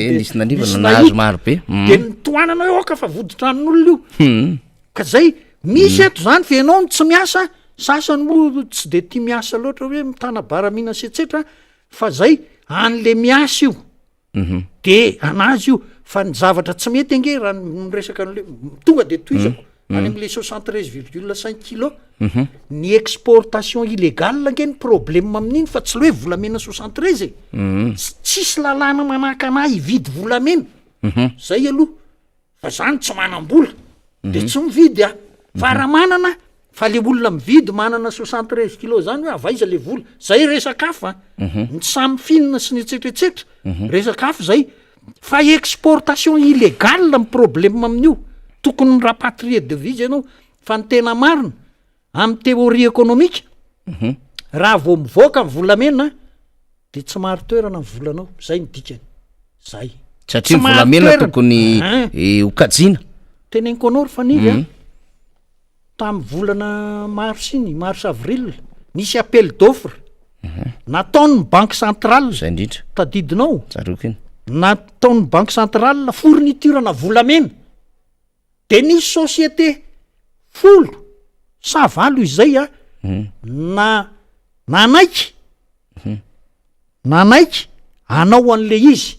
mijanona teo le appel d'offre tsy nisy tsony hatramin'tiny androany tsy nisy tsony de zay zany mpamokatra volamena ny olona nge am'izay resahako aminao zay miasa foana izy tsy miasa saina am'izay politika sy ny anina izy fa miasa satria mahazo 3D6 de enal zay azonao zay ny velomany ray andro za nge mpanao volamena hitako ange any akaiky ny dablavo zany amy sivy izy raharangaty amy sivy izy zay vao mandeha midina any amoron-drano de miverina izy amy roa fa mahazo maro izy mahazo 2D6 3D6 no azo de iny no amidiny de zay vita le fiainany ohatra zany fa tsy mananina hoe amakitrano hoe sy ny olona mazoto miasa ohatra zay ny fiainana eto Madagasikara enere zay ny vidim-piainana moa zay nyresantsika zay de nihitatra tamin'izay lafin-javatra everina fa mahaliana tokoa zany adevitra zany satria misy zavatra ihany koa tokony fantatry ny malagasy fa amaraparantsika zany Andriamato Motarson zany mba tiako fantatra avany aminao ianao mpandinika raharaha-pirenena ianao mahita ny zava-misy de hoe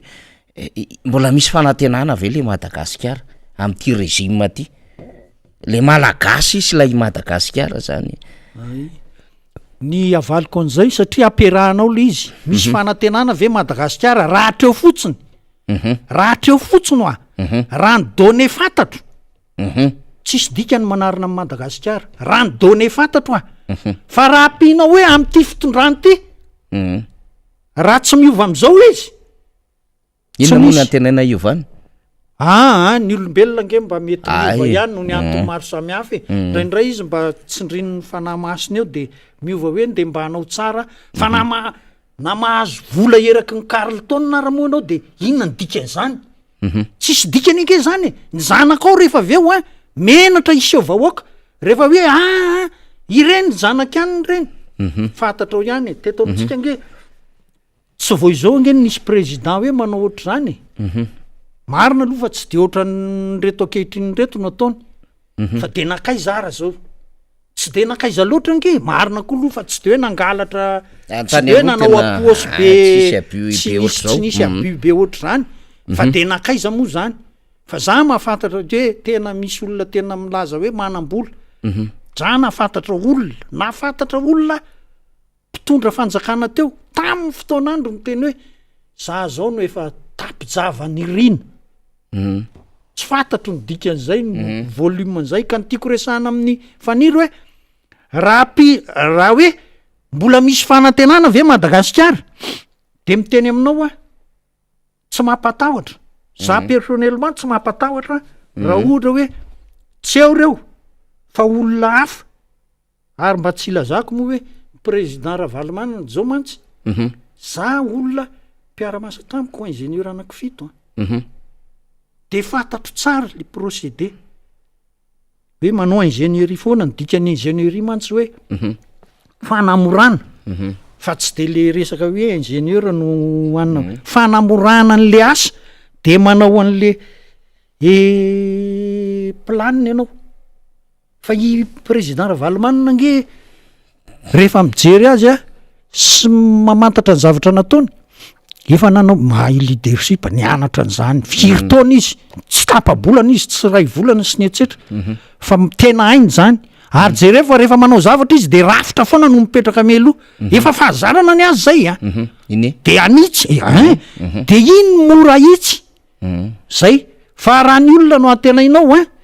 hoe naonaovanao baziny zao manangatra arako raha tsy resaka afa-tsinareo eto amin'ny communication hoe ny olona ny teny hoe taloha lazay fa tsy loatra fa boribory asiana rambony io de lasa miova le zavatra fa tsy mila raha Madagasikara manokana tsy mampatahotra mampandroso azy raha ny zavatra fantatro fa raha ampianao am'le hoe raha am'izao raha miovy reo ka tena vonina mpandroso malahelo angamba hoe very firy taontsika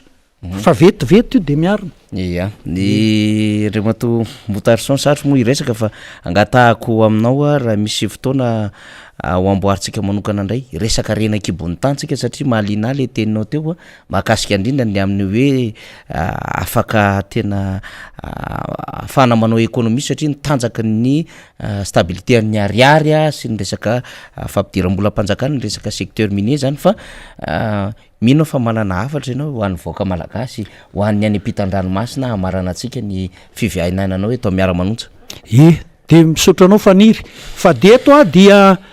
mametraka kely hafatra ho anareo any ampitan-dranomasina ho anareo any a Montpellier nareo any a Lyon, Paris, Nantes, Toulouse fantatro fa misy olona tena ambony tokoa nareo raha eo amin'ny asa-panjakana frantsay ary fantatro fa mahafantatra olona ambony ianareo de mba miteny aminareo a azavao am'reto olona ao anatin'ny ministeran'ny affaires étrangères frantsay re ny antony natonga ny président Sarkozy ho nanda ny anaovana ny fivorian'ny francophonie teto Madagasikara pour ce faire ozy ny vazaha mila manazavy nareo de mba micrée na lobby na olona ray nareo de ary mavita olona ray ary de mba le influence négative président Sarkozy mihitsy tokony ho kasena tsy hitondra an'izao tsony ho eto Madagasikara de azo tombony la Frantsa azo tombony Madagasikara fa tena manomboka mavesatra amin'ny la Frantsa ny fitondrana n'io fiainan'ny la Réunion io fa rehefa mandroso eto la Réunion nge makaty zay foana nge la Réunion hatram'izay tonga eto foana izy fa itsika ny insécurité moa eto amintsika mitatra le resaka fa de manao velomanareo ary dia manaraka indray re tompoko fa de mba mahereza nareo ao Paris mitediava olona mba i-influencer ndreo décideur any Frantsa tena décideur nge ny ary amin'ny administration ry fa le président nge consulter an'ireny zavatra reny izy de aveo izy vao maka fanapa-kevitra fa rehefa hitany le rapport rehetrarehetra variana anareo hoe manao hoe tena tsy mety amin'ny la Frantsa tokoa io de miova izy misaotra tompoko hotahin'ny tompo zay Miara Manonja atsika Miara Manonja amin'ty MBS radio madaty io hoe mamesehatra ny olo-pirenena anio hevitra mamesehatra andreo manan-kevitra sy mba manana fomba fijerina satria moa tsy misokatra le onjam-pirenena tsisy fandarana azo de hidirana tsisy vaovao azo resahana amina couverture n'olotsotra raha zany zao no resahana any amin'ny onjam-pirenena de efa tonga de tapaka zany satria mety mikitikitika le fiainan'le fanjakana ray manontolo sy mety mamoaka le zavatra tena any ambany vanona fiteniko matetika io any ambany vanona io any Atsinanana any faritany any le vanona zany sy le any anaty vatasariany any mety tsy hahafalan'ny sasany zany de zay ny tompony atsika hoe ndao rangamba omena fotoana mba hiresahana ny olo-pirenena arak'izay sehatra mba tiany ho resahana afahana miresaka zava-misy ho an'ny fiainan'ny firenena amin'ny akabeana ka isaorana ny vahintsika teo satria misy zavatra marobe zay everina fa mahaliana zany ny azy moa de mazava tsara le hoe kase ho any mihitsy ny influence ny Sarkozy io zay manao may mizy manao tena famotehana amin'ny Madagasikara satria reto mpitondra amin'izao fotoana zao reto de anisy diatanany Sarkozy ary mbola misy tosika reo sarkozista kely mandehandeha any ambadimbadika any ka manao ny ampimamba ary tena manao mihitsiny le tena fanabadona sy fanapitena ty Madagasikara ty tsika tsy miady akoriny amin'ny fanjakana sy nyvoaka frantsay fa mametraka kosa tsika misy kelika tety misy olona zay mitady animba mamotika ary manao zay asimba ty Madagasikara ty averitsika fa tsy avelatsika very ampelantanantsika Madagasikara fa raha mbola misy tsika tompoko misy Miara Manonja de ijorotsika ijery zay zavatra maso ity firenena ity makasitraka atsika am'izay fa efa vonina hiakatra ihany ko député fetra zafy tsy mialina zay hiaraka amintsika eto indray amin'ty androany ity rehefa miresaka député vetsika de ozytsika solombavambahoaka ny boribory tany fahadimy zay de solombavamboaka ny boribory tany fahadimy mihitsy indray no miaraka amintsika eto iresaka zavatra maromaro ny tenako sy député fetra eto ny resaka ny tontolony zany rano zany iresaka mikasika ny tiarmady ity iresaka ihany koa ny fandehany resaka vidim-piainana zay tsara mba ho fatatsika satria mbola tsy foana zany adevitra zany de oziny ny olona hoe ny anareo koa zany foana de zay mihitsy le tsy maintsy resahana satria izany mahakasika ny fiainan'ny vahoaka fa aza manaiky rebirebeny reny olo reny hoe mody tsy tia nefa manara-maso mitsikilo aza manaiky rebirebeny reny olo reny hoe ny politika nga inanakany vokatry ny politika 2009 mahapotika ny zanakao tsy afaka mianatra io vokatry ny politika 2009 fanonganam-panjakana ianao veriasy io ary tsy tafarina ntsony am'izao fotoana zao nanna vahintsika andre mandeha zay madame Miriam avamora rano any niasa tany zone France ary tena nisy fidiram-bola tsara satria ny roborobo ny fifanarahana teo Madagasikara tamin'ilay agoa fa rehefa nitranga ny 2009 baibay mpamboly sy piopy am'izao fotoana zao ary tena hoe manao an'le asa fotsiny mba misy atao fa tsy mahavelona tsakany sy andavany izy de nitaraina teto zany olo zany tsory vavolombelona tamintsika teto le olona manadradro any zay politika anareo amin'ny politika anareo nefa na ny freany ary atsitany vokatra le politika ny am'le hoe tsy fahaiza mitantan'le olona nakandraikitra politika de lasa niakatra hatramin'ny carburant niakatra amin'ny freany taxi be de le freany taxi be tokony ahidina le 500 tokony ho any amin'ny 200 fa raha keliny na mety tsy ady moava-mbola mihitsy ary any firenena zay efa nandroso ary tokony zany ny azo Madagasikara fa raha ratsy ny ary 100 na 200 akariny ray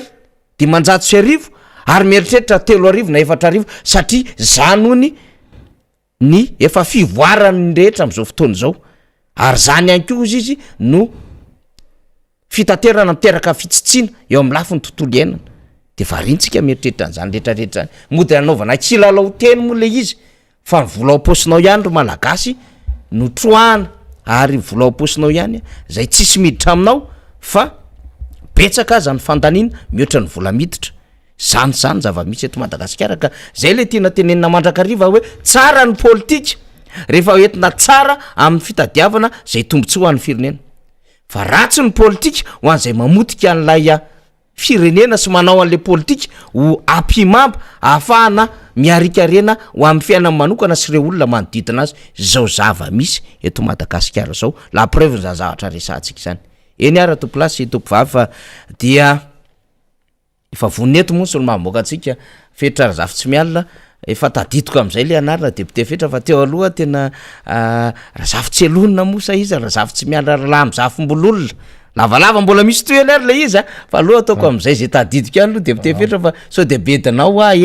tsy manabedy miaraba député fetra miaraba faniry dia miaraba ao anatin'izany koa no anolorana ny araba ho atsika manaraka an'izao fandarana Miara Manonja eto amin'ny MBS ny radio Maday zao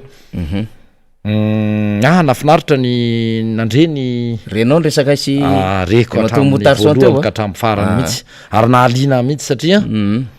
taratry ny atao hoe zany no eritreritry ny loha sy ny zavatra tsapany mpandraraha amin'ny akapobeny tsapa mivahoaka malagasy ainy mihitsy ny namoaka sy ny laza ary mbola nampanantena izy fa iverina satria maro ny sehatra tia ny hitondrana fanehoan-kevitra ny amin'ny hoe fahavoazana ateraky nyreny nanomboka tany amin'ny fanonganam-panjakana indrindrandrindra hatramin'izao fantrana iainantsika izao ka de zay ao anatin'izay koa nanaovako kopakopa-tanana manangataka ny tany amin'ny faritra Manandona tany kopakopa-tanana ho anareo any amin'iny vakinakaratra iny indrindra any Manandona any amin'ny faritra Manandona iny izay misy tonga de ho atomboko amin'ity ny resaka hoe misy ny tena atao hoe EPP tena manara-penitra zay efa efatra ambin'ny 10 taona tany ho any no nananganina ny fitondrana raha valomanana an'izany EPP zany fa mbola intact zany faniry or mpiaino ajaina mbola intact zany mbola tsara tena mbola tsara mbola mafy tsy mitete tsy mitritra ny rindrina nefa de any ambanivohitra lavitra any satria zany EPP moa zany le hoe amoron-dalana le anaovana fampiratiana kely fotsiny le atao fisehoana atao tapimasy fomba misy mandefa sary amin'ny Facebook de tonga de hoe amboary io ohatr'izay manko le sady tsy ny lokoana volomboasary zany fa am'le fa loko neutre loko tsy miandany satria fototra fitrasa-panjakana ho an'ny vahoaka reny dia zay nitsetsatetsatsiaritra no nanaovako kopakopa-tanana ny Manandona de ajao ny fananana imbonana ary vahoaka ny Manandona fa olova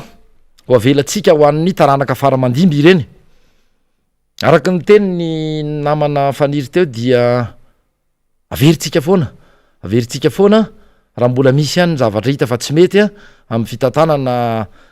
ataony zao fitondrana tarihan'Andriamatoandro Rajoelina sy ny mpiara-miasa aminy ao ny minisitra, ao ny tompona andraikitrisa-tsokajiny ao anatin'izany ministera izany. Iresaka ministera vitsivitsy eto mety 2 na 3 arakaraky ny fotoanantsika. Fa ny anombohako an'izany dia mahakasika ny ministera ny rano manokana. Iarahantsika mahalala fa vao herinandro vitsivitsy maromaro izay no napetraka tamin'ny toerany izany ministry ny rano vaovao izany. Ny iarahantsika nahita tamin'ny volana farapara ny volana septambra fa dia nanatanteraka fitsidihana niaraka tamin'ireo mpiara-miasa aminy tany Anosy Avaratra izany ministra izany. Ny zava-nisy dia taorinany fampanantenana nataony filoha Andry Rajoelina fa vahana ny olany rano tamin'ny fampelezan-kevitra moa dia efa mipopoka mihitsy zany raha nisany vely rano anankiray nataony ny amahana ny olany vahoaka malagasy indrindra Tantananarivo sy ny manodidina. Tsy ho resahana tsony ny any atsimo fa dia iny moa zavatra hafa indray. Dia teny Anosy Avaratra inga ministra dia nitsidika ny fanombohana ny asa izay misy forage araky ny voalaza hoe eo amin'ny 970 ho atao amahana anampiana ny vahoaka indrindra anatin'izao fotoana amin'ny mahitany zao. Tara heritaona taty aoriana vao nanomboka zany asa zany. Tiako ny milaza an'izany hoe io moa zany de efa na zarara natomboka izao fitondrano zao zany tetika asa zany ny akamarony moa dia nijanona teo amin'ny stadiny fampanantenana ihany fotsiny de natomboka ny asa. Dia nahita ny fanomboky ny asa Andriamatoa minisitra sy ny ekipany dia tonga de nanao fanamariana nanao hoe sady nipopoka mihitsy zany nisy ny ainao manjery nandefa izany. Nilaza ny ministra fa tohatry ny arafesina be zany vy efa vy miasa eto zany, tohatry ny vy efa ny asa zany vy eto zany. Dia eo indrindra mampametra-panontaniana hoe ray alohan'izay de tiako mampafantatra antsika eto araky ny angom-baovao maripotitra ary mitombona eto ampelantananay fa ny fanomezana le zay asa ho an'ny orinasa za moa tsy mahalala eto na orinasa firy no iandraikitra n'izany hoe forage 970 fanomezan-drano ny vahoaka Antananarivo sy ny manodidiny zany fa ny mahagaga dia natomboka ny asa nefa mbola tsy voasininy contrat zany hoe ny attribution an'izany na ny fanomezana an'izany tolotra asa izany dia efa natao mialoha alohany anasoniavana ny fifanaraha-mpiara-miasa zany hoe ny sarety aloha de lasa any alohan'ny omby tsy maninona fa tao hoe no ny amehana mila rano ny vahoaka lazao zay tianareo lazaina any tsy maninona tsy de valapatra any am'izay fa ny mahagaga dia notapahana nato ny asa fanaovana an'izany forage zany na fandavahana mafahana mame rano ny vahoaka. Eo indrindra koa ihany no mipetraka ny fanontaniana manao hoe nato le izy ary raha ny fanontaniana tsy ny asa iray teo Anosy Avaratra ihany fa toa ny antona daholy izy 970. Andriamatoa minisitra tsy nisy vahaolana hafa mihitsy ve azo natao, tsy nisy ve endrika nafanasazina na endrika fitakina tamin'izany orinasa zany hoe raha tena voaporofo marina fa vy efa ny asa ary ahoana moa ny afahanao milaza Andriamatoa minisitra za tsy manana fifandraisana amin'izany orinasa zany fa fanontaniana fotsiny no apetraka ny vahoaka manao hoe raha teny ilainy vahoaka tokoa naninona raha ny antso ny tany anivon'ny misy ny ingéniera na ireo laboratoire toy ny LNTPB afaka mety manadiady manao fitsiriana hoe vy efa arafesenina marina ve izany efa malemy ve izany mety tsy hitazona an'izany poto zany ntsony fa mety ampirodana ny trano ve sanatria fa raha ny fahalalan'ny mpanara-baovao azy de tsy nisy izany fa tonga de nahatona ny asa olona tokana no manao izany akoatra nefa fahatarana amin'ny fanatanterahana zany vely rano ny irairay ny filoam-pireneny zany heritaona ty eo ariana hoy aho de tonga ianao Andriamatoa minisitra de nahatonao ny asa de mantany izay amin'ny masolo-bava-bahoaka aiza ho aiza fa ohatrinona marina moa aloha no tetibidiny zany anankiray mandavaka manao forage anankiray zany raha nytomatomanay ve mety eneranelany 100 tapitrisa 50 amy 100 tapitrisa ariary satria le izy tsy lavaka ihany no atao fa misy le atao hoe unité de traitement na misy trano a de mandalo ao le rano a de zay zany mila atao sous-abri zany hoe manao zay mino fa izay a io hitany andriamato ministra io a le mbola vao misy fera anatanty my fiteny azy de io moa zany vao kolena ao anaty beton na hoe rakofana beton tsy nisy ve vaolana fa andriamato ministra asa dingana araky ny teniko fanasazina fitakinany hoe fanovana izany vy any raha tena vy ara-fiasenina marina fatary fa tsy vy inoxydable na hoe tsy mety ara-fiasenina no ny vy fampiasa am'zany taotrano izany fa rehefa mipetraka andro vitsivitsy rehefa tratry ny ranonando rehefa tratry ny rivotra sy ny orana dia mivadika ara-fiasenina ny ivelany efa mba nanana traikefa kely tam'izany ny tena raha resaka fanaovatrano izany ary efa mba nanangana potoka nahitana an'izay ka araky ny teniko teo ohatra ny tsy narahanao andriamato ministra le dingana rehetra mba fahamvahoaka misitraka an'izay fa tonga de nitapahanao hevitra ao samy rery hevitra olotokana nana tsarana ka tsy fantatra mohatreto na fanatsarana ny natao a na fampiatona fotsiny vonjy maika ao anatin'ny mahitany any ny isika am'izao fotoana zao andriamato ministra efa elany no nijaly am' resaka rano ny vahoaka malagasy vahoaka anatananarivo any aminay boribory tany fahadimy zany moa de tsy resahana intsony tsy araky ny razay ny sy ny nampanantenay ny filoam-pirenena fa hoe vatsika io aiza zany am'izao tsika miteny zao ka ny tiako atongavana ihany ko dia vola viaiza fanontanina iny no apetraka vola viaiza moa no namatsiana vola izany toy ireo le fanontanina mipetraka tamin'ny teleferika sy tamin'ny fotodrafitrasa maro zay natsanganareo a nefa tsy de tena lara-pahamehana ity kosa sarotra ny mandainga fa anisany teny ilainy vahoaka tsy saotra anareo izahay fa asanareo sy adidinareo andraikitrareo no manana tanteraka izany fa ny mahagaga ao de naninona nato de tsisy resaka intsony a fa miantony eo mampametra-panontaniana mihitsy fa zay olona rehetra miaraka amin'ny filoam-pirenena na teknisianina io na mpanao politika io a dia mahagaga fa naka volotany naka volom-boasary nandray le fomba fanao tsy de mety misy tsy mazava ka lasa mipetraka amin'ny fanontanian'ny mpanara-baovao sy ny vahoaka manao hoe sao de misy tianao atongavana andriamato ministra satria tsy tamin'ny andronao a araky ny teniko teo no nanomezana ny zany asa izany zany tolotra asa izany fa ny contrara raha mifahalalako azy sy ny vavao eto am-pelatananay a dia tamin'ny fotoanana ministra anao a vo natao a ny fanasoniavana ny zany fifanaraha-piara-miasa izany zany ny fomba fiasa ka re no ny amehana tsy maninona fa anginy izay manoloana an'izay na tsy tena ara-dalàna ara de raha ny angom-bavao ihany ko dia hoe efa nangataka ny hevitry ny filoam-pirenena ny tao anivo ministera ny rano ary nanaika fa ho atao gré-agré ny fanomezana n'zany tolotrasa izany asa mety misy consultation restreinte ve mety misy roatelo ray roatelo efatra za mo tsy manao asa-panjakana fa mety fantapantatro any le fomba fanao ao ary zay mihitsy ny tsy anaovako asa-panjakana satria zay fomba ratsy fanao izay indrindra eto amitsika natapa-kevitra hoe nampandrarano tena teo aloha dia tsy hoe ny voady akory fa tsy hanao asa-panjakana mihitsy satria atsy ianao de takina le anina ka eto manararoatra ialako tsiny tamin'ny fandalovako teto tamin'ny herinandro lasa ialako tsiny mihitsy le fomba fiteniny a satria fomba fitenin'ny tanora le izy a fomba fiteniny atao hoe ny andalana eny alanatsiny a le nilaza hoe dipany de nisy ny nandefa nanontany hoe inona moa ny dikan'le dipany le dipany zany de fomba fiteny a ao anatin'le commission apahana commission ho an'ire le manome ny asa de mandrotsaka kely a le nahazo an'le asa de mametraka commission 10% de somary mialatsina fa ohatra ny teny boty ve sa tenin'ny tanora fa nidikan'le dipany de tia nilazana hoe commission tsy resaka hoe 10% fa mety ho 5 io mety ho 2 io mety misy tambiny a ialanatsiny fa zay le fanazavana zay mahakasika le ministera ny rano aloha voalohany indrindra le teny anosy avaratra io fa mbola mitoy ny tantara ianao any andriamato ministra raha ny vaovao eto am-pelatananay a dia tany amin'ny toeram-piasana ny asanao tany aloha tany anomboka tany amin'ny taona taorinany taona roso roa arivo dia nisy foana zany olana manodidina anao izany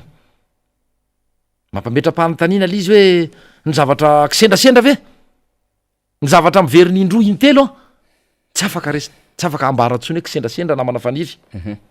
nisy ny olana tam'izany tam'ireny resaka projet bamangoky izay tiako ihany ko ny milaza eto ao anatin'zany fa ao le fahaiza mitantana sy fahaizana amy safidy natao ny fitondrana ravalomanana raha vola 30 millions de dollars tam'izany fotoany zany tao anatin'le tetikasa faharoa na vitanana nondraka velara-tany maro na vitanana anao aoay amina aliny hektara inona ny mba vitan'ity fitondrany ity iny tsetsatetsa tsy aritra any iny fa nisy ny tompona ndraikitra tao anatin'izany ianao andre mato-minisitra nisy ny karazana hoe aya tamin'ny fanodiko-dinam-bola fa moam-bola tsy tena araky ny tokony ho izy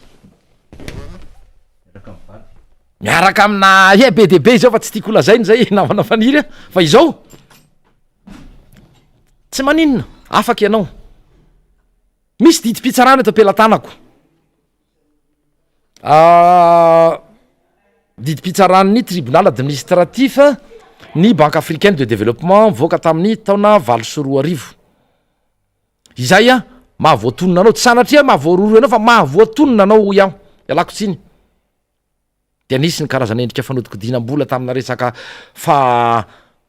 fanasina karbonetra fampitomboana ny gonflena zany fandaniny zany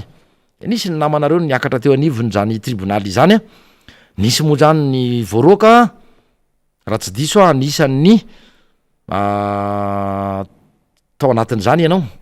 taty aorina nisy ihany ko tany anaty tetikasa hafa resaka vatsinankohonana mbola tao anatiny ihany ko ianao andre mato-minisitra nefa anao tsy voakitikitika tam'izany angatahanay amasolo-bavambahoaka amy mampanara-maso ny asan'ny mpanatanteraka anay de mba mangataka izay fanazavana avany aminao hoe inona marina ny tena zavanisy satria raha ny fomba fiasa taorina ny reny fietsika taorina ny reny fanatsarana ny asa nefa zahatra ilainy vahoaka ireny de mampametra-panitany le teny anosy avaratra tiako lazain'io fanatsarana na fampiatona ny reny forage 700 tokony natao reny satria efa maina ny tany de mampametra-panotanina ny fomba fiasanao ndre mato-minisitra ary tsy hainy tsy hiverina kely ny lasan'ny karoka tany am'izay lasanao tany zay hoe nanahoana ny tena fomba fiasanao fantatra anao fa manam-pahaizana amin'ny io tontolo sehatra misy anao io fa nefa hoe araky ny teniko mampametra-panotana mety tsy anam-potoana ivalaparana am'izany sika eto fa mbola eo ny isika any amin'ny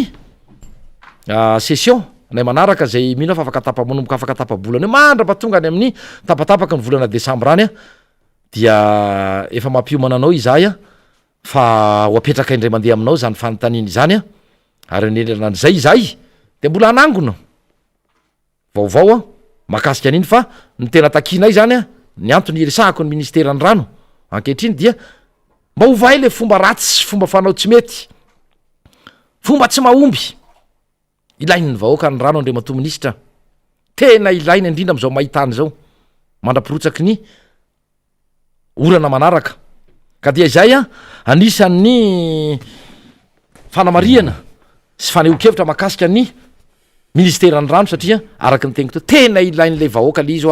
efa tara ny fanataterahanareo zany vely ranona andre matofoloha nefa mino zay fa miakina aminy zay tsy de tena hoe ila vaniny am resaka procédure ny attribution zany marché zany na ny fanomezana re tolotrasa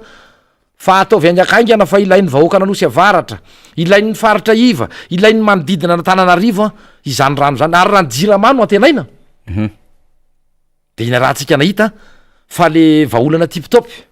le vaolana pompier dia zay no hitan'ny fitondram-panjakana am'izao fotoana zao nametrahana teto siterina asa 7 mètres cube teo ny capacité an'ireny ny contenanceny dia raha atao kajy io le tetikasa saika mba tsara ane le tetikasy zay mihitsy nitakina zay hoe avereny faran'zay aingana andre mato-minisitra zay indrindra oka zay le tiptop sy ty asa sanatria aingana mba tsy ho zay so de misy orinasa any tiana omena n'io zavatra io fa efa atao amin'ny procédure na fa nandika fitsipika sy ny lalàna amin'ny fehizany ianareo manao kady tsotsotra ty alohan'ny amaranako ny resaka hoe mifandraika amin'ny ministerany rano raha ataoko hoe 10 metatra toratelo no rano azo sotrahany vahoaka amina forage anankiray raha mpitombotsika 700 zay de manome 340 na 2300 mètres cube 340 metatra toratelo efa nahavahany olany vahoaka maro teto Antananarivo sy ny manodidiny zany nijira mahazana ny rasana raha ataony kajy indray zaraiko amin'ny 7 metatra toratelo am'le kapasité an'le siterina be napetrapetra ny eny amoron-dalana reny izay indray mandeha tsy miverina ny famelona rano azy dia mila 3 tam'ireny zany a vo afaka mifandanja amin'io forage 7 saika ao atao io misy ho saitsainareo zay andre matofo loha zay nge tsy de mitsikera foana milaza hoe tsara io na vaolana vonjy maika ara na tiptop ara alefaso fa maika le vahoaka maina le tany a zay ny mahakasika an'iny a namana faniny a ministera rano fa ho avy amina ministera afitsika rehefa avy eo raikitra mihitsiny tsara moka nandalovana tam'izay député fetra ny anton'zany de hoe tena nisy an'le directive zany ve sa consigne avy any fitondrana hoe ndana midina nareo de midina fotony le ministre fa tsy mipetrapetraka anaty birao de tsy maintsy mamorona dy zany le ministre zay nge nitatsika io misy mbola tsy mahavita organigramme mbola tsy takorina ny fiarako de esana zany na ny tetibola esana fa zao tsy maintsy mandeha midina le ministre zany mba aseho miasa de ny anazy moa zany référence any zareo ny atao hoe communication tena may a de mampiasa olona anaty Facebook de miasa mafy le mpisehatry ny serasera zany a de midina kely mijerijery zavatra kely etseroa de zay lafin-javatra zay no aseho kanefa raha ny tena tokony izy amin'izy koa le zavatra tena tokony ataon'lay fitondram-panjakana le ministre de lasa le filoham-pirenena daholo no misehatra azy raha tokony izy zany zao de hoe inona moa no tokony nandehana amin'ny filoham-pirenena teny hivato ny tsena omby ny tena tokony nandrasantsika tamin'ny filoham-pirenena de hoe ny tsena vaksiny nefa izy tsy ny tsena vaksiny satria ny vaksiny zao no tena haindehibe hanavotana an'le firenena ao anatin'le covid-19 fa izy tsy nety ny tsena an'le vaksiny fa zao manao an'izay satria efa mitodika ny sehatra iraisam-pirenentsika condition nge atao anatin'ny fahazonan'iny fanekena fa hanao vaksiny le firenena de dikan'izay zany izy mila mame ohatra fa le omby no ny tsenainy nefa le omby ny tsenaina ministry ny agriculture sy ny fiompiana de afaka antsena an'iny fotsiny député fetra ny fitokanana lalana le 50 tany ambovy androy a tena communauté an'olona kely amina tanàna nge mavita pavé 150 mètres raha tsara be amina projet na pavage CLD sy ny siady ara mihoatra noho eno a de filoham-pirenena veniny de hitokana an'izany hoe 150 mètres na pavé taizy raha tsiraka mbola nanao an'izany taizy président Zafy na président Rajonary Mampianina na président Ravalomanina nanao an'izany hoe misy pavé azo ny be ny tanàna sy ny gouverneur natao zany député fetra nanao anty sekoly manara-penitra tany carrière ty am'le EPP ministre fampianarana ane de afaka mitokana an'izany tsy voatery nanaovana déplacement flot en république satria rehefa manao déplacement koa flot en république misy ny na maro be miaraka aminy de misy fandanina be de matetika le fandanina betsaka nolay fandanina n'le fotodrafitrasa satria ny hôtely resaka restauration resaka déplacement amin'ny hélicoptère na amin'ny roplanina saka ino moa zany efa sy tanysaina tsony sy lay statut mafilo mihitsy amina resaka sécurité am'le fandehanana zany betsaka le kolany am'lay déplacement sy le fandanina sy le fitokanana mihoatra n'le nanaovana an'le asa de vola verimaina fotsiny le izy ohatra pisonombo ny nandrasana tamin'ny filohan'ny république kavinomby électronique ny napetraka échantillon zany nefa manana ministre ny fiompiana ianao de tokony ministre ny fiompiana zany nanao zany filohan'ny république tokony niasa amina zavatra hafa ngeza-be taty amina grand travaux na hoe misy zavatra asa fa mbola tokony hisy fatohany zany amany olany armada na salamzany de aka ohatra ndraiky ny CSB2 misy CSB2 natao ohatra de manana ministre ny fahasalamana de tokony ministre ny fahasalamana natokana zany rehefa tsy afaka ministre ny fahasalamana de ny SG na ny DIRCAP na salamzany na ny directeur régional ny santé publique zany tokony nanao an'izay député fetra ohatra ndraiky nanao an'le projet am'le iaro an'le sisin-dranomasina asa izay taizy izay ambosatra sa aiza am'le fambolena taretra ministre ny tontolo iainana efa tany meda de tokony ministre ny tontolo iainana sy ny fampandrosoana lovain-jafy manao an'izany fa zao le izy rehefa mahita an'izy ohatra an'izany koa ohatra le projet libanona de zay efa misy an'le cabra fibre optique amin'ny telma anatin'le izy anatin'le 3P zavatra be da be le izy tsy tokony andehana amin'ny filoha même mana hoe ndeha ametraka an'le gouverneur anankiroa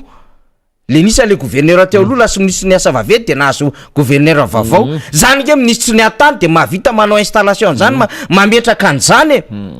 fa zao le filoham-pirenena zany tia ampisevana tsy amivoaka malagasy député fetra hoe tena miasa ary manao zao zany izy zao manao resaka cantine scolaire indray de hitantsika satria le volan'le varomora sisisy raha betsaka ny tarena tamintsika ny teto faritany taminanao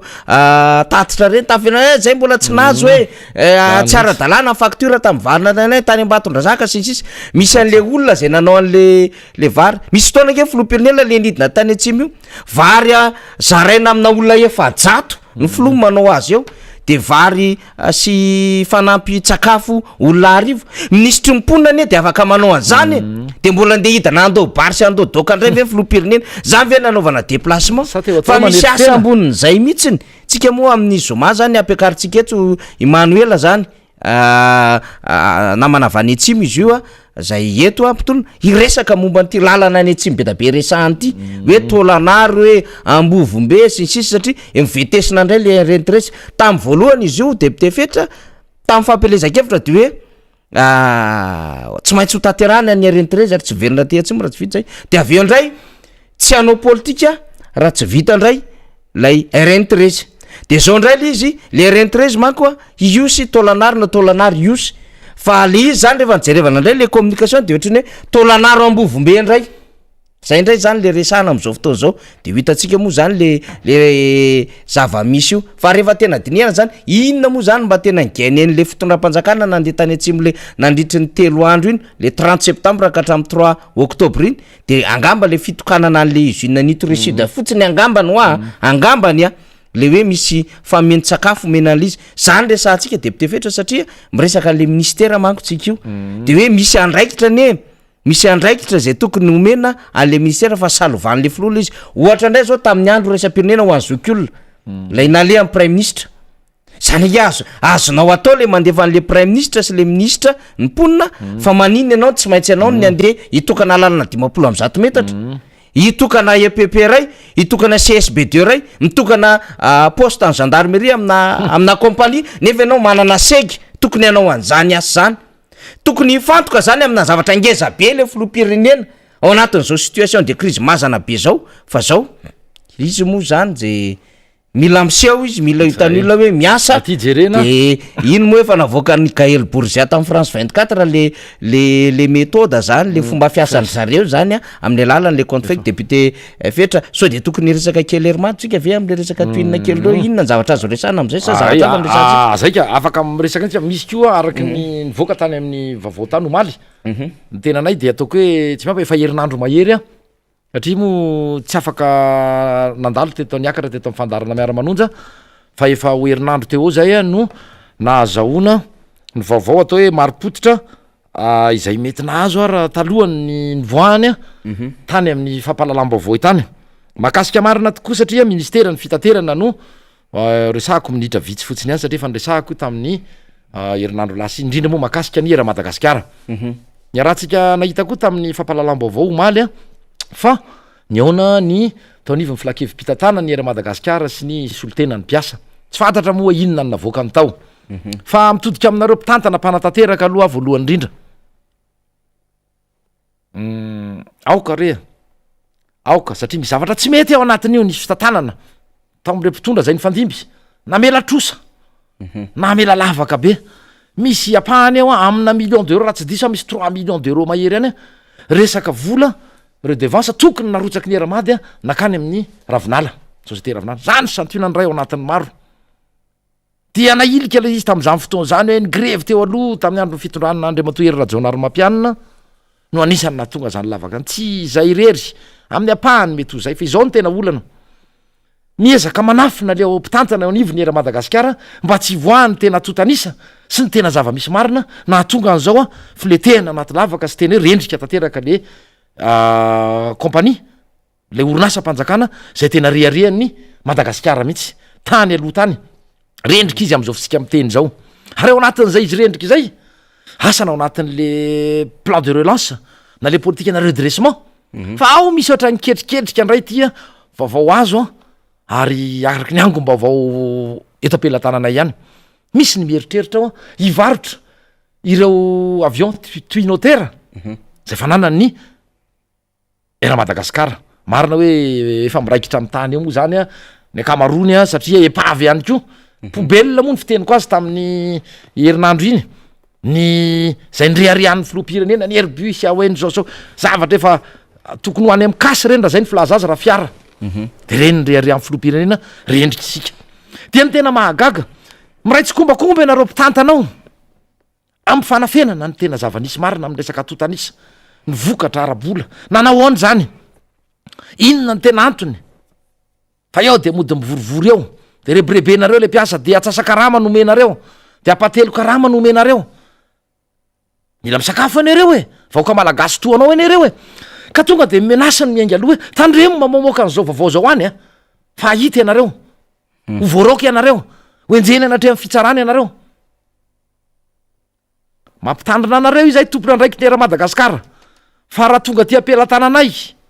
ka mikitikitiky ianareo raha zavatra tsy rarany lalàna ny famoahana an'izany fa zavatra tsy hoe tsy ambaratelo akory fa fomba hoentina manarina kosa fanairana de mialatsiny aminareo zay a fa de hostomina eto zany arao-paritaka ay amin'ny aino manjery rehetra mbola ifanatrytsika andre mato ministra ny transport amy session manaraka ihany keo toy ny ministra ny tenenako ny ministera ny rano teo mbola ifanatrika isika ary be debe ny zavatra andrasanay aminao fanazavana andrasanay aminao zany indrindra reo araky ny teniko teo plan de relance plan de redressement ahoana daolinao mba raha tonga ho arahana am'zany mba narenana an'le orinasa-mpanjakana zay riariany ty fireneny ty tany aloha fa nono nataonareo mbola mafisika eto ihany tamy 7 no anisany nandetika sy nandrendrika an'zany fa niariny zany efa afaka nyriariany ny firenena malagasy fa manana kompanina tsy nanana flotte na avion marobe ara tena hoe norme nanara-penitra da tonga ianareo de zao no nataonareo ka dia izay le resaka hoe iverenako am'zay a le resaka tany ambolohany teo amin'ny eramady sy le resaka fiaramanidina misy eritreritra ono any a ono iaho a fa ho marinitsika l izy ny varotra ny hivarotra ny hivarotra izany tsy maninona ao anatin'le plan de redressement ve zay any amdingana fahafiry zay hivarotra zay nanao liquidation nanao session na tsoatako roplanina efa tota ka misy a orinasa anakoroa amerikanina sy kanadianina no efa laza naneo a ny heviny fa intéressé am'zany fandraisana zany de ry zareo moa misy le hoe raisiny le izy a de amboariny a avaoziny a de amidiny rehefa aveo raha vidiny 1,500,000 € eto amitsika le izy de mety ho lafiny a 4,5 hatramy 5 millions d'euros satria zay moa ny asany zany tsy misy olana ny am'zay fa ny olana de mipetraka de zao sy ny fanontaniana hoe de soa izahay andre mato ministra raha tsy mariny zany fa misy ony ny resaka ny amy fandoavana io voly io a zay a nyresahany teo anivo ministera sy ny ireo orinasa zay nanao tolobidy ividianany an'zany appareil zany niemotra aloha le amerikanina raha araky ny angom-bavao natao satria tsy manaiky hoe ohatra mamofopofona zavatra tsy mazavy ty ohatra mamofopofona resaka arena azo am' tsy ara-dalàna ka ohatra ny mety isitaka le amerikanina fa le kanadianina andalany a ohatra ny anaika izany a fiara-miasa izany ka izay indrindra mahatonga anay a mitodika aminao andre mato ministra koatra ny herimady hoe ampiasao ny fahaizanao ampiasao ny fahaizanao toy ny nanaovanao ny reny kianja manara-penitra reny mariny tsy moramora ohatra manangana kianja manara-penitra aloha ny anarina an'zany era madagasikara mipotehanareo zany a io tsy hoe nyvonoana koa ny ombony sy nydrobaina ny fananany président ravalomanana tamy 7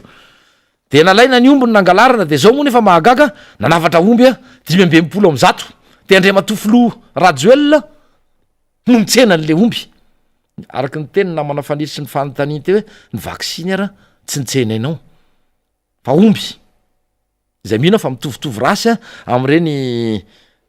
fanana ny filo ravalomanana teo aloha zany a no natseoka sady 520 mba fanontaniana any keo manidikitika ty iry-piaino manakaiza moa reny omby reny satria ianao nge andre mato marina tsy ianao no nakazy tsy afaky niteny zany fa ny olona nytarianao tam'le lazaina fa etsy bahoaka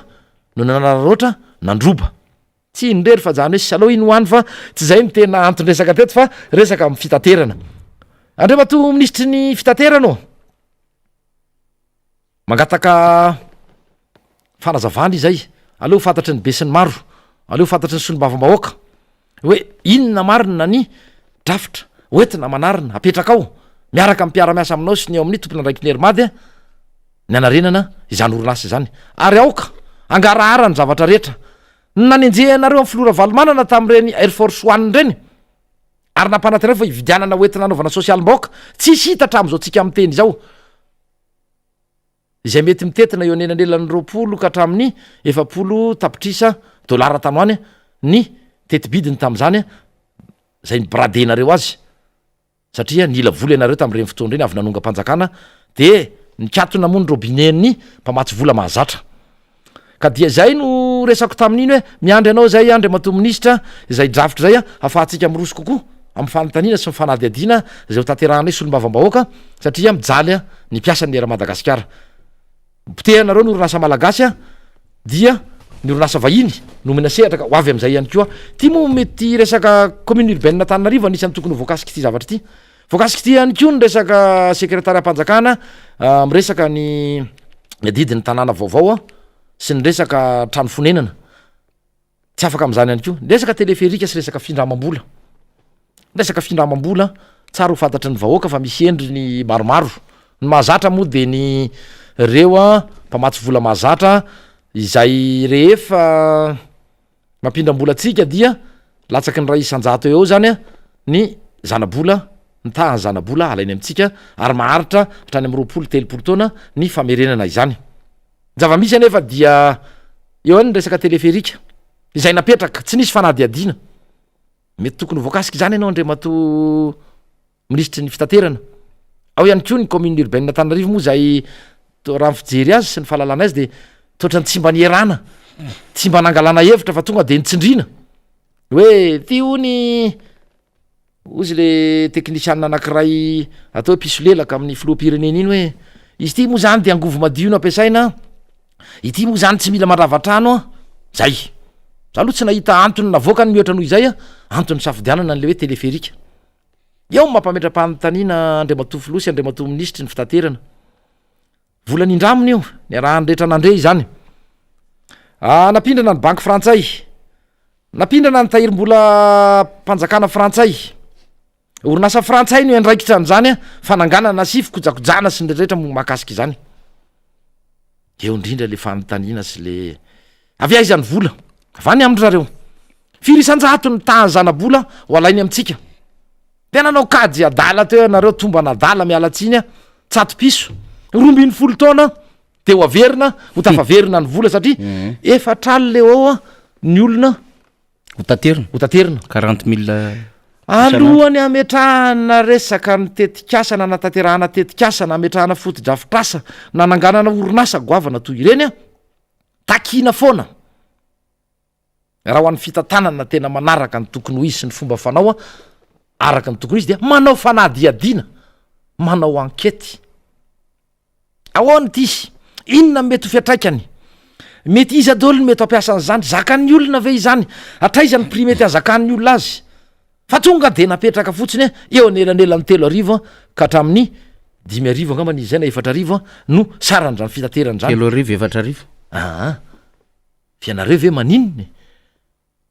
io mora de ny valy teniny omora noho ny taxi zay zany ny antony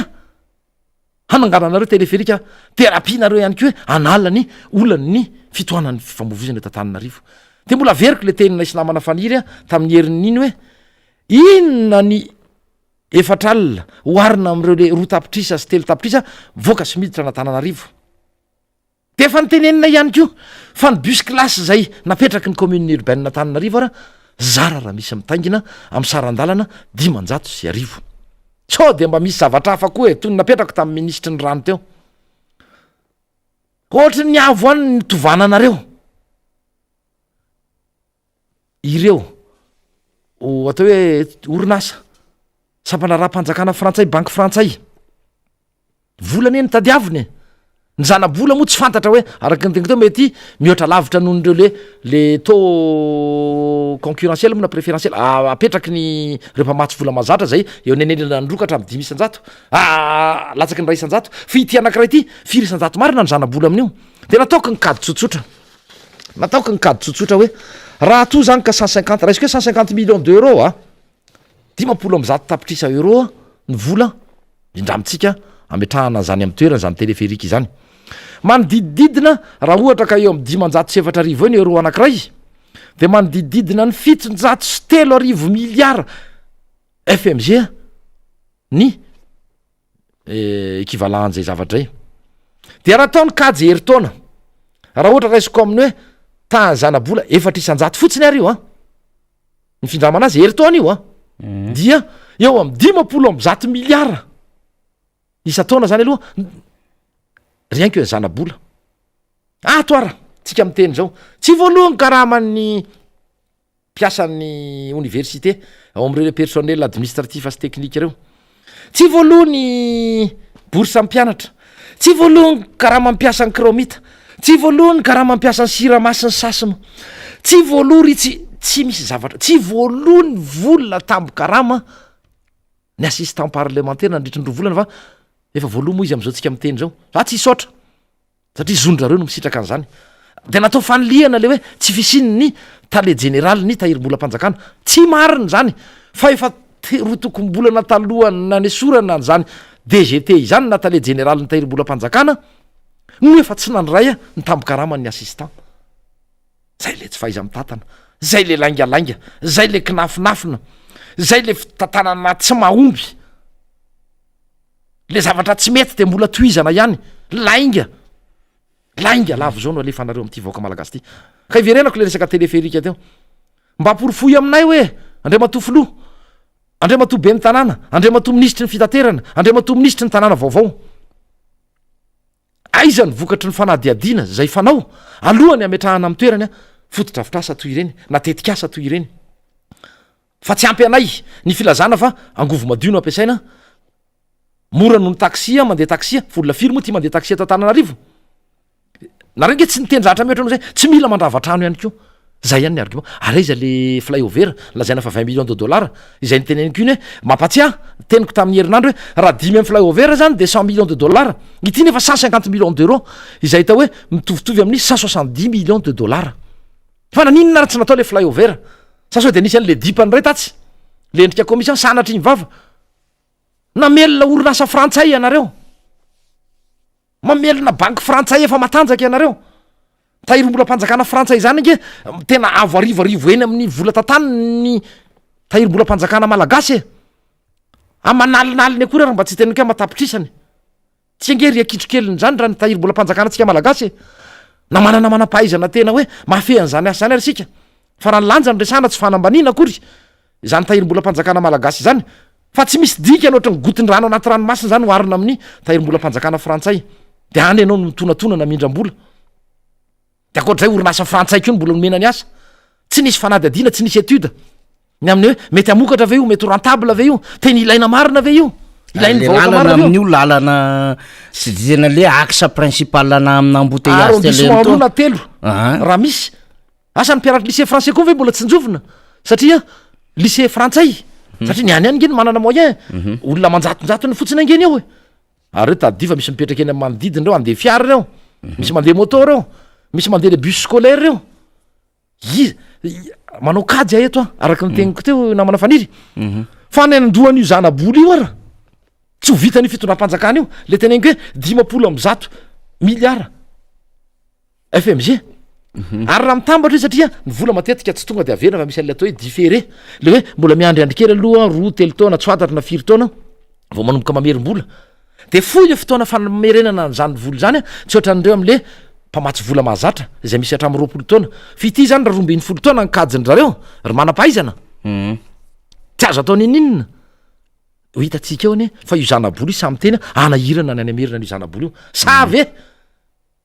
satria raha am'zany fotoana zany engany mba tsofy lotso iny ianao Andriamatoa Andry Rajoelina fa nampidirinao lalina loatra tany amikizy ty firenena ity saraky le teny frantsay hoe après moi le déluge sanatria engany mba tso zay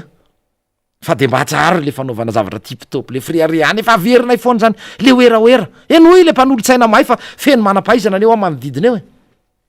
nefa manam-pahaizana ohatra mipiso lelaka fotsiny ko ny tena be deaibe le teny araky ny teniko iny manam-pahaizana manao zitazomana ny toerany fotsiny de sifotra mifankahita mialatsiny fa zay le fiteny tsy sifotra mifankahita maloto fa sifotra mifankahita tay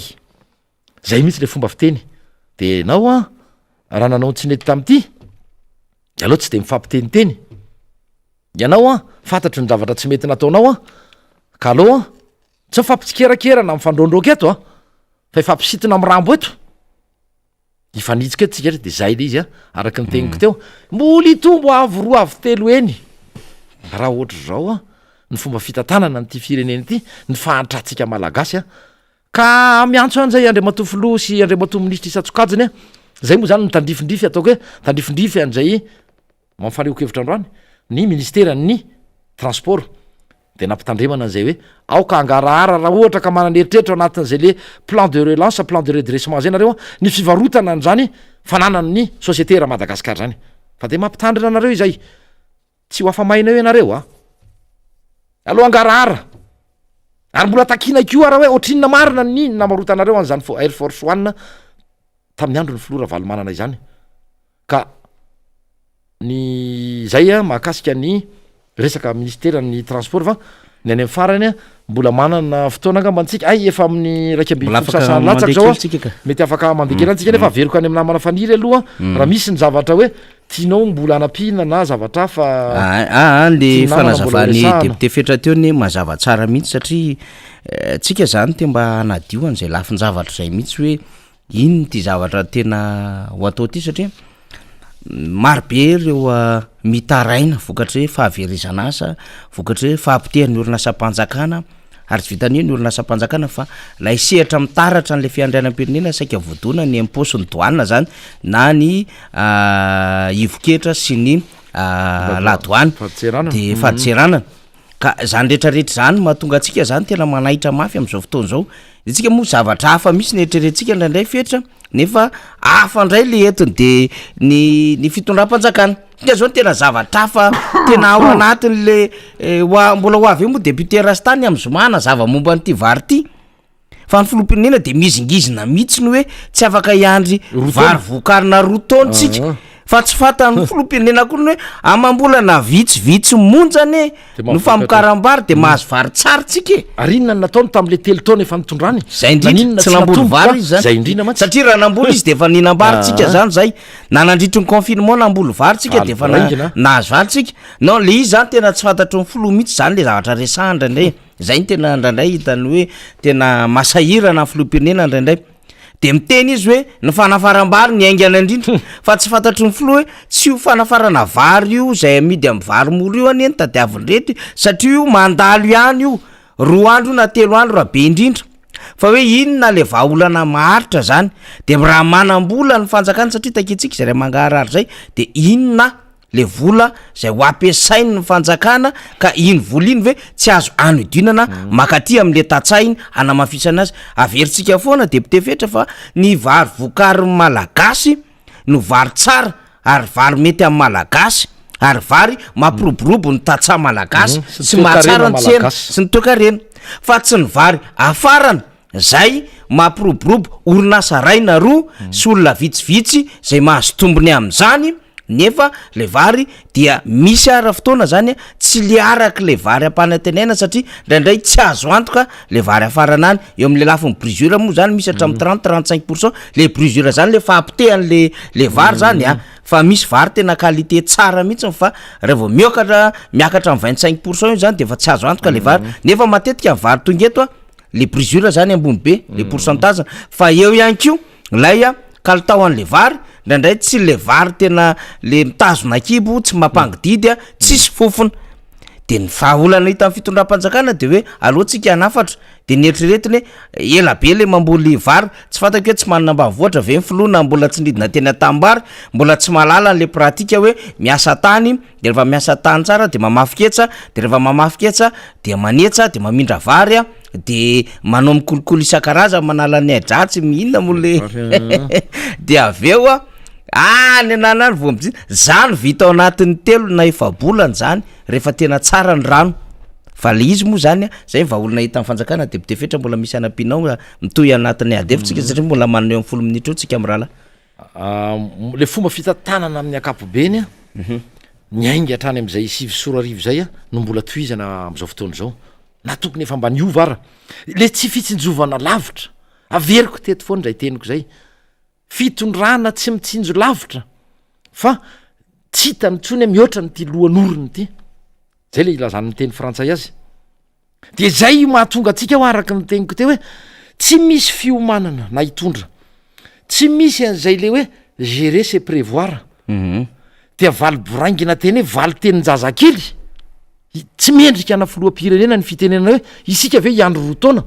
ianao nge andre matofoloha telo taona nefa teo e sao de adininao ary raha nylaza izy fa hanao zavatra tsy vitany hafa atao anatin'ny enimpolo taona tadidio tsara fa efa 10 taona ny naty aonao tamin'ny tetezamita zany hoe efa 100 ny enimpolo taona nresahanao zay ny ampiny olona nytoananao a nipetraka 10 taona teo a ny fitondrana teo aloha 10 taona zay miampy ny telo taona zay ataonao am'izao fotoana zao a de raha atao ny totalin'zay eo amin'ny apa-efatra zay le enimpolo taona zay inona no nataonao tao anatin'zay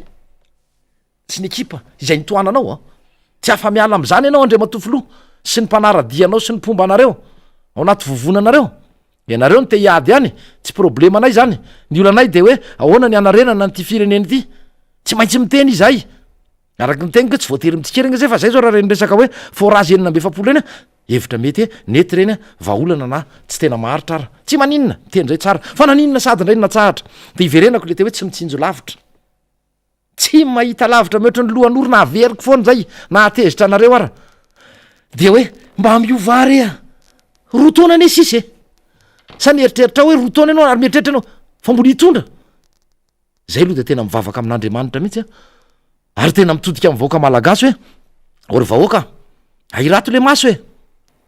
jereo inona ny nahazo anareo tatanatin'izay telo taona na totalina 20 taona nytonan'andriamatora ajoelona sy ny ekipan'izay nanaona ny fitotongany fiarina isatokantrano nanaona ny fitotongany toekaretika malagasy nanaona ny fidangany vidim-piainana ara-pitao amin'ny fitondrana teo aloha ery rajonary mampianina marika ravalomanana dideratsiraka mety mbola kely ny sasany na ny tena ary moa mbola tsy teraka tamin'ny fitondrana andriamato filiberatsiranana fa izao hoe mahaiza mampita am'izay zonareo ny anana fiainana tsaratsara kokoa zonareo ny hoe tena afaka hitsabo tena rehefa misy ny sanatra iny tsy fahasalamana zonareo ary adidinareo mampianatra ny zanakareo ny vidy tablier ny vidy cahier ny vidy fitaovana ny rehetrarehetra zonareo ihany koa no anana fiainana araky ny teniko te zay hoe tsaratsara kokoa zay le fiainana fa tsy hiafilava eto fa izy mianakava migalabona amin'ny tenina fiainana ohatra amin'ny fiainana mpanjaka sy prince de eo indrindra le eo le mahagagamako depute fotra tsy hoe manana kely anao le olona le tsotsotra kely talo maneho hevitra tena mahita andrareo maneho hevitra ianao de tsy hoe fielonana aminy fa tena mandimandina tsara goromety ninona ny rojo sy ny sisa sasany zany manoatra n'zao mihitsy ny atokato mivovotra be mihitsy inkibo ohatran'zany a tena efa metimety be tsara mihitsiny a tena hitanao mihitsy efa zatra na misy fotoana momba nandeha tamina restaurant hafa mba nanana occasion nentina namako de nahita tompona ndraiky mpanjakana nihinan-kanina tery-anjolo fa tena mitingitingina tsara nefa fantako tsara mihitsy le olona tena am'le forsety sy le antsara mitingitinginy efa manana le statut tsara tare zany hoe napetipety andrareo le fanjakana de veriny fa le fanjakana napetipety azy ohatry n'iny nieritreretiny an'le vahoaka hoe tena mihinan-kanina am'lay be any amina restaurant tsara de facture 100 000 ariary rehefa aveo fa le vahoaka ny tsy mihinana am'zany fa za raha mihinana an'le ronjato sy arivo e nefa za moa zany zavatra matoa zany resantsika de hoe le fanjakana zany miavitravitra metimety ny posy metimety ny tratra metimety ny kibony metimety ny atoka ny takolakany fa le vahoaka tena misy fomba fiteny zay fokapipa ohatra zao tena miletika mihitsy le takolaky le vahoaka depute fetra tena efa marary reraky ny tongotra am'le ditongotra isan'andro san'andro fa zay le tianao tenenina teo hoe tena mba manaitra ny vahoakako mba sahy misaina fomba fitenina ray aman-dreny zay a sahy miteny a ary sahy mijoro manoloana ny zavatra tsy mety satria araky ny teniko teo zonareo ny mba anana fiainana tsaratsara kokoa ametraka ho an'ny taranaka fiainana tsaratsara kokoa dia tiako iverenako le tenyny faniry teo mahakasika ny hoe ny sakafo tany amin'ny restaurant de mitsingitsingina sy ndraitrarehetra raha nisy atao hoe isan'olona ny ova ny fari-piainany satria nihodikodina manodidina nampitona fanjakana na tsy de hitanao zay fianarana nataony na tsy hitanao zay tena traika efa nananany tany anivony tsatako sehatra nisy azy tany na aso ina fianarana ny ova nefa ny fari-piainany tonga de nanao en flèche ohatrao tam'ty fitondrana andry raha joelona sy tetezamita ity no tena nahitanao an'zany nisy foany zany natany aloha ekena na fitondrana izy any fandimy teto mety nisy tsirairay fa tam'ty ny akamaroan'izy mianakavy ary ny sasana araky ny teniko teo tsy hitanao zay fianarana tena nataony tsy hitanao zay tena traikefa nananany na sehatra nisy azy fa tampotampoka eo izy a 4 V8 vangovango tsy mialina akory fa za tena miala tsiny fa tsy ty volamena miravaka volamena zany ty rehefa tsy fidino any nisy nyty peratra ty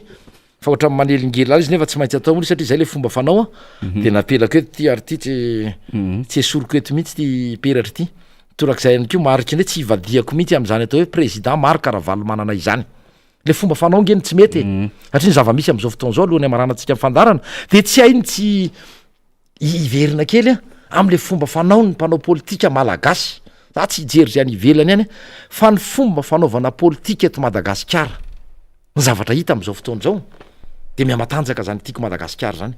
miamatanjaka ny tenivon'ny fanoherana miamarefo ny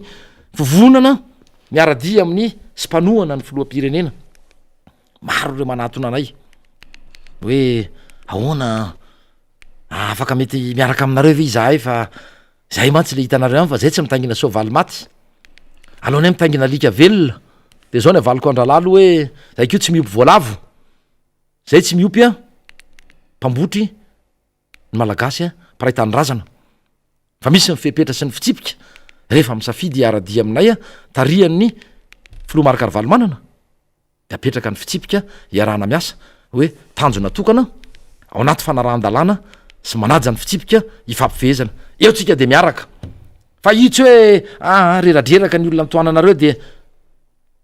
ivady iovalasy izahay tsy zay ny aty am'y fanoherana araky ny teniko teo misy fitsipika ifampifehezana ato ary ato tsisy afaka am'y teny fa misy rafitra ato misy filoa ato misy birao politika ato zay atenderery any soavady na na mikopa-kelatra fa rehefa zavatra tsy ny fampiarana miala tsiny fa ho denoncentsika eto am'ty Miara Manonja ny MBS ity misy antony matombo teny an'izay misy antony matombo teny an'izay hoe aza taizana amin'ny fomba ratsy tony natao ny fitondrana am'izao fotoana zao ny taranakitsika malagasy izay ny tsy nampandroso an'ity noho ny fitiavatena ny sasany ary tsy vitsy mpanao politika malagasy zay ny zavatra hita teto fa le vava no ampiasaina de mandaingalainga de ny tombontsoa manokana ny tena eritreretina sy tsinjovina fa tsy tena le tombontsoa imbonana mba afahan'ny rehetra miara-miakatra ao anivon'ny farim-piaina sy ny manatsara ny fiarininy tsirairay zay angamany any teniko ataoko hoe namaranako ny fandraisako anjara fitenenana teto am'ty fandarana Miara Manonja ty namana faniry fa dia mametraka indray ny mandra-piresaka sy mandra-pitafatafa amitsika mianakavy mpanaraka an'izao fandarana izao ary manentana atsika toy ny zoky izay nandalo teto alohako teto am'izao plateau izao raha misy isika maniry ny andray anjara ary manana zavatra ao ambara tokony anitsina ny fitantanany zao fitondrana zao manatsarana ny fiainatsika mba tsy amelantsika an'izay le hoe tsy maty manota anjaka eto am'ty fireneny ty na mety hitondrantsika ihany ko sosikevitra na hitondrantsika tsikera de raisina tanandrofa nefa araky ny teninay ombieny de hoe misy nizay tsy maintsy fifampiresahana mialoha mba tsy ivona am'izay le lalana solidalana napetraka sy fitsipika ifampifehezana eto am'ty fandarana Miara Manonja tika dia manantena fa misy ndraiky hoe nareo namana piraitanindrazana na avy aiza io na avy aiza na avany am'y faritra tony any araky ny tengonao navakopakapatanana teo atao Miara Manonja hoe nareo any Manandona ary ay ty saika adiniko afa baraka an'le olona avy any Manandona le ray aman-dreny 70-80 taona tena ialako tsiny fa nanao kopatanana momba makasika ny EPP izay za mbola intact mbola tsy nikitihana de misy an'izao any misy mitaraina nandritra n'reny fizarana vatsitsiny sy tosika fameny reny de zao ny vali teny le tompona andraikitra tam'zany na lahelo le ray aman-dreny 70-80 taona fa mbola ho avy izy hiakatra eto am'ty plateau ity zao ny vali teny ny tompona andraikitra hoe toromarika io nameny ny avaty ambony olona tsy hifidy io olona efa zokiny sanatriny zany manozona an'le olona ho faty hoe olona efa ray aman-dreny be tsy misy atenaina hifidy atsika io fa aza omena tenina mampalahelo tsy maintsy ho avoakana eto zay ary tsy maintsy ho avoakana eto na ny anarany tompona andraikitra ny teny an'izay tam'izany fotoana zao moa vonanam-potoana izay a fampiresahana tam'ireo olo reo a amin'ny telefôna fa dia ho hitantsika zay fotoana maka zay no metrahako ny veloma mandra-piresaka mandra-pitafatafa amintsika mianakavy a mpanaraka an'izao miara manonja ny mbs a 5 teboka efatra sy ny radio mada 1 teboka valo samy tsara amin'ny manaraka indray a veloma tompoko iny ary de misaotra ny député fetra isika misaotra ny namantsika raha motaso indray tsika zay vahintsika teo fa nientina marana anazy fotsiny de mandeha tsara ny fitobivavana zay tanterahany cellule de crise ao anatin'ny tontolo ny asa fanaova gazety zany etsy amin'ny cathédrale Analakely ary ny namantsika rina moa zany zay nampitondra ny teny fialatsiny fa mitendry orgeny izy ao anatin'izay fiarametana ho an'ny mpanao gazety izay ny amaranantsika azy de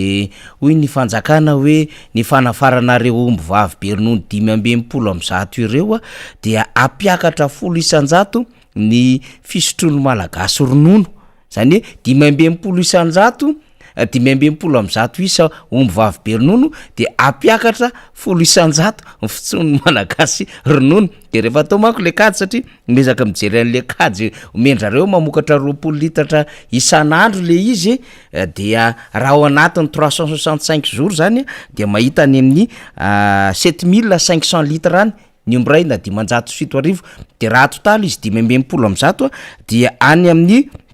507 sy 3 alina sy roa hetsy sy ray tapitrisa litatra zany hoe 1 237 500 litres zany ilay izy amin'ny malagasy 720 tapitrisa de mitombo fito 100 zany fisotrotsika ronono amin'ty omby vavy be ronono ity de mastory malagasy misotro ronono satria zany ianao zany aloha zany le miresaka vidim-piainana vary miresaka menaka le miresaka an'le sakafo ilaina andavanandro lafo be sy ny sisy io de mbola sy tonga aloha zany lay tena vary any tokantrano ary ny sistano tokony sokatra ho an'ny olombelona de fa nisokatra le izy fa ho an'ny omby aloha zany le sistano misokatra ary dia efa nahazo fitaovana tsara tare ny omby zany rehefa tafiditra izy any vakina karatrany tamin'ny alina zany tsetsatsetsatsyary zany rehetrarehetra zany mba akaitsika sary atsaina hoe ohatra zany lay fomba fitantanany le fitondram-panjakana le gouvernance an'lay fitondrana am'izao fotoana zao ohatra zany le izy pisonombo ny eritreretina ka vinombo ny tonga 3 andro ny eritreretina mba tsy lazaiko hoe kapoka ny eritreretina 3 andro ny eritreretina io izy hatramin'izao mbola tsisy ny natavavoaka fa de anafatra vary amina sambo marobe Madagasikara ohatra zany sotry zany zavatra mandeha anjambana mandeha araka ny fanapahan-kevitra isa minitra isan'ora arakarak'izay filinina le fitondram-panjakana zany ny ampiainina le vahoaka malagasy fa tsisy tena hoe vahaolana maharitra vahaolana tena tsara rafitra mba hahafahana miatry ihany avy fa de makahery atsika tsy mora miatrika an'izao zavatra zao fa na izany zany de ozy tsika hoe tsisy afa-tsy mifiraisakina atsika vahoaka ka mianara mivondrona mianara maneho hevitra mianara ihany ko sa hiatrika zavatra am'izay mety hoe rehefa tsy ekena de tsy ekena ary rehefa tokony hijoroana de tokony hijoroana fa tsika akory no sanatry ny zany ka tsy inona moa ty bangatany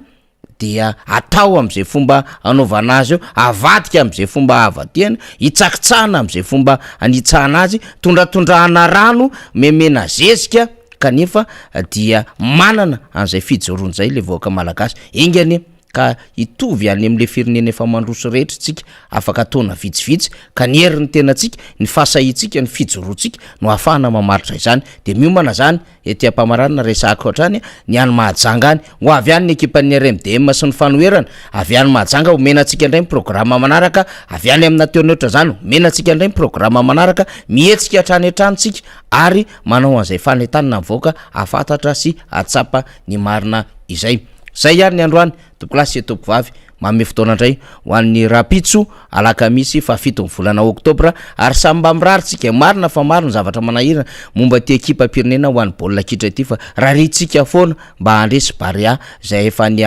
RDC any Kinshasa izy am'izao fotoana zao hiatrika ny lalao fifanitsanana ny mondial 2022 atao any Qatar misaotra ny teknisianina misaotra ny vahintsika dia mamerina ny kopakopatanana ho an'ireo rehetra zay nanaraka ny fandarana tamty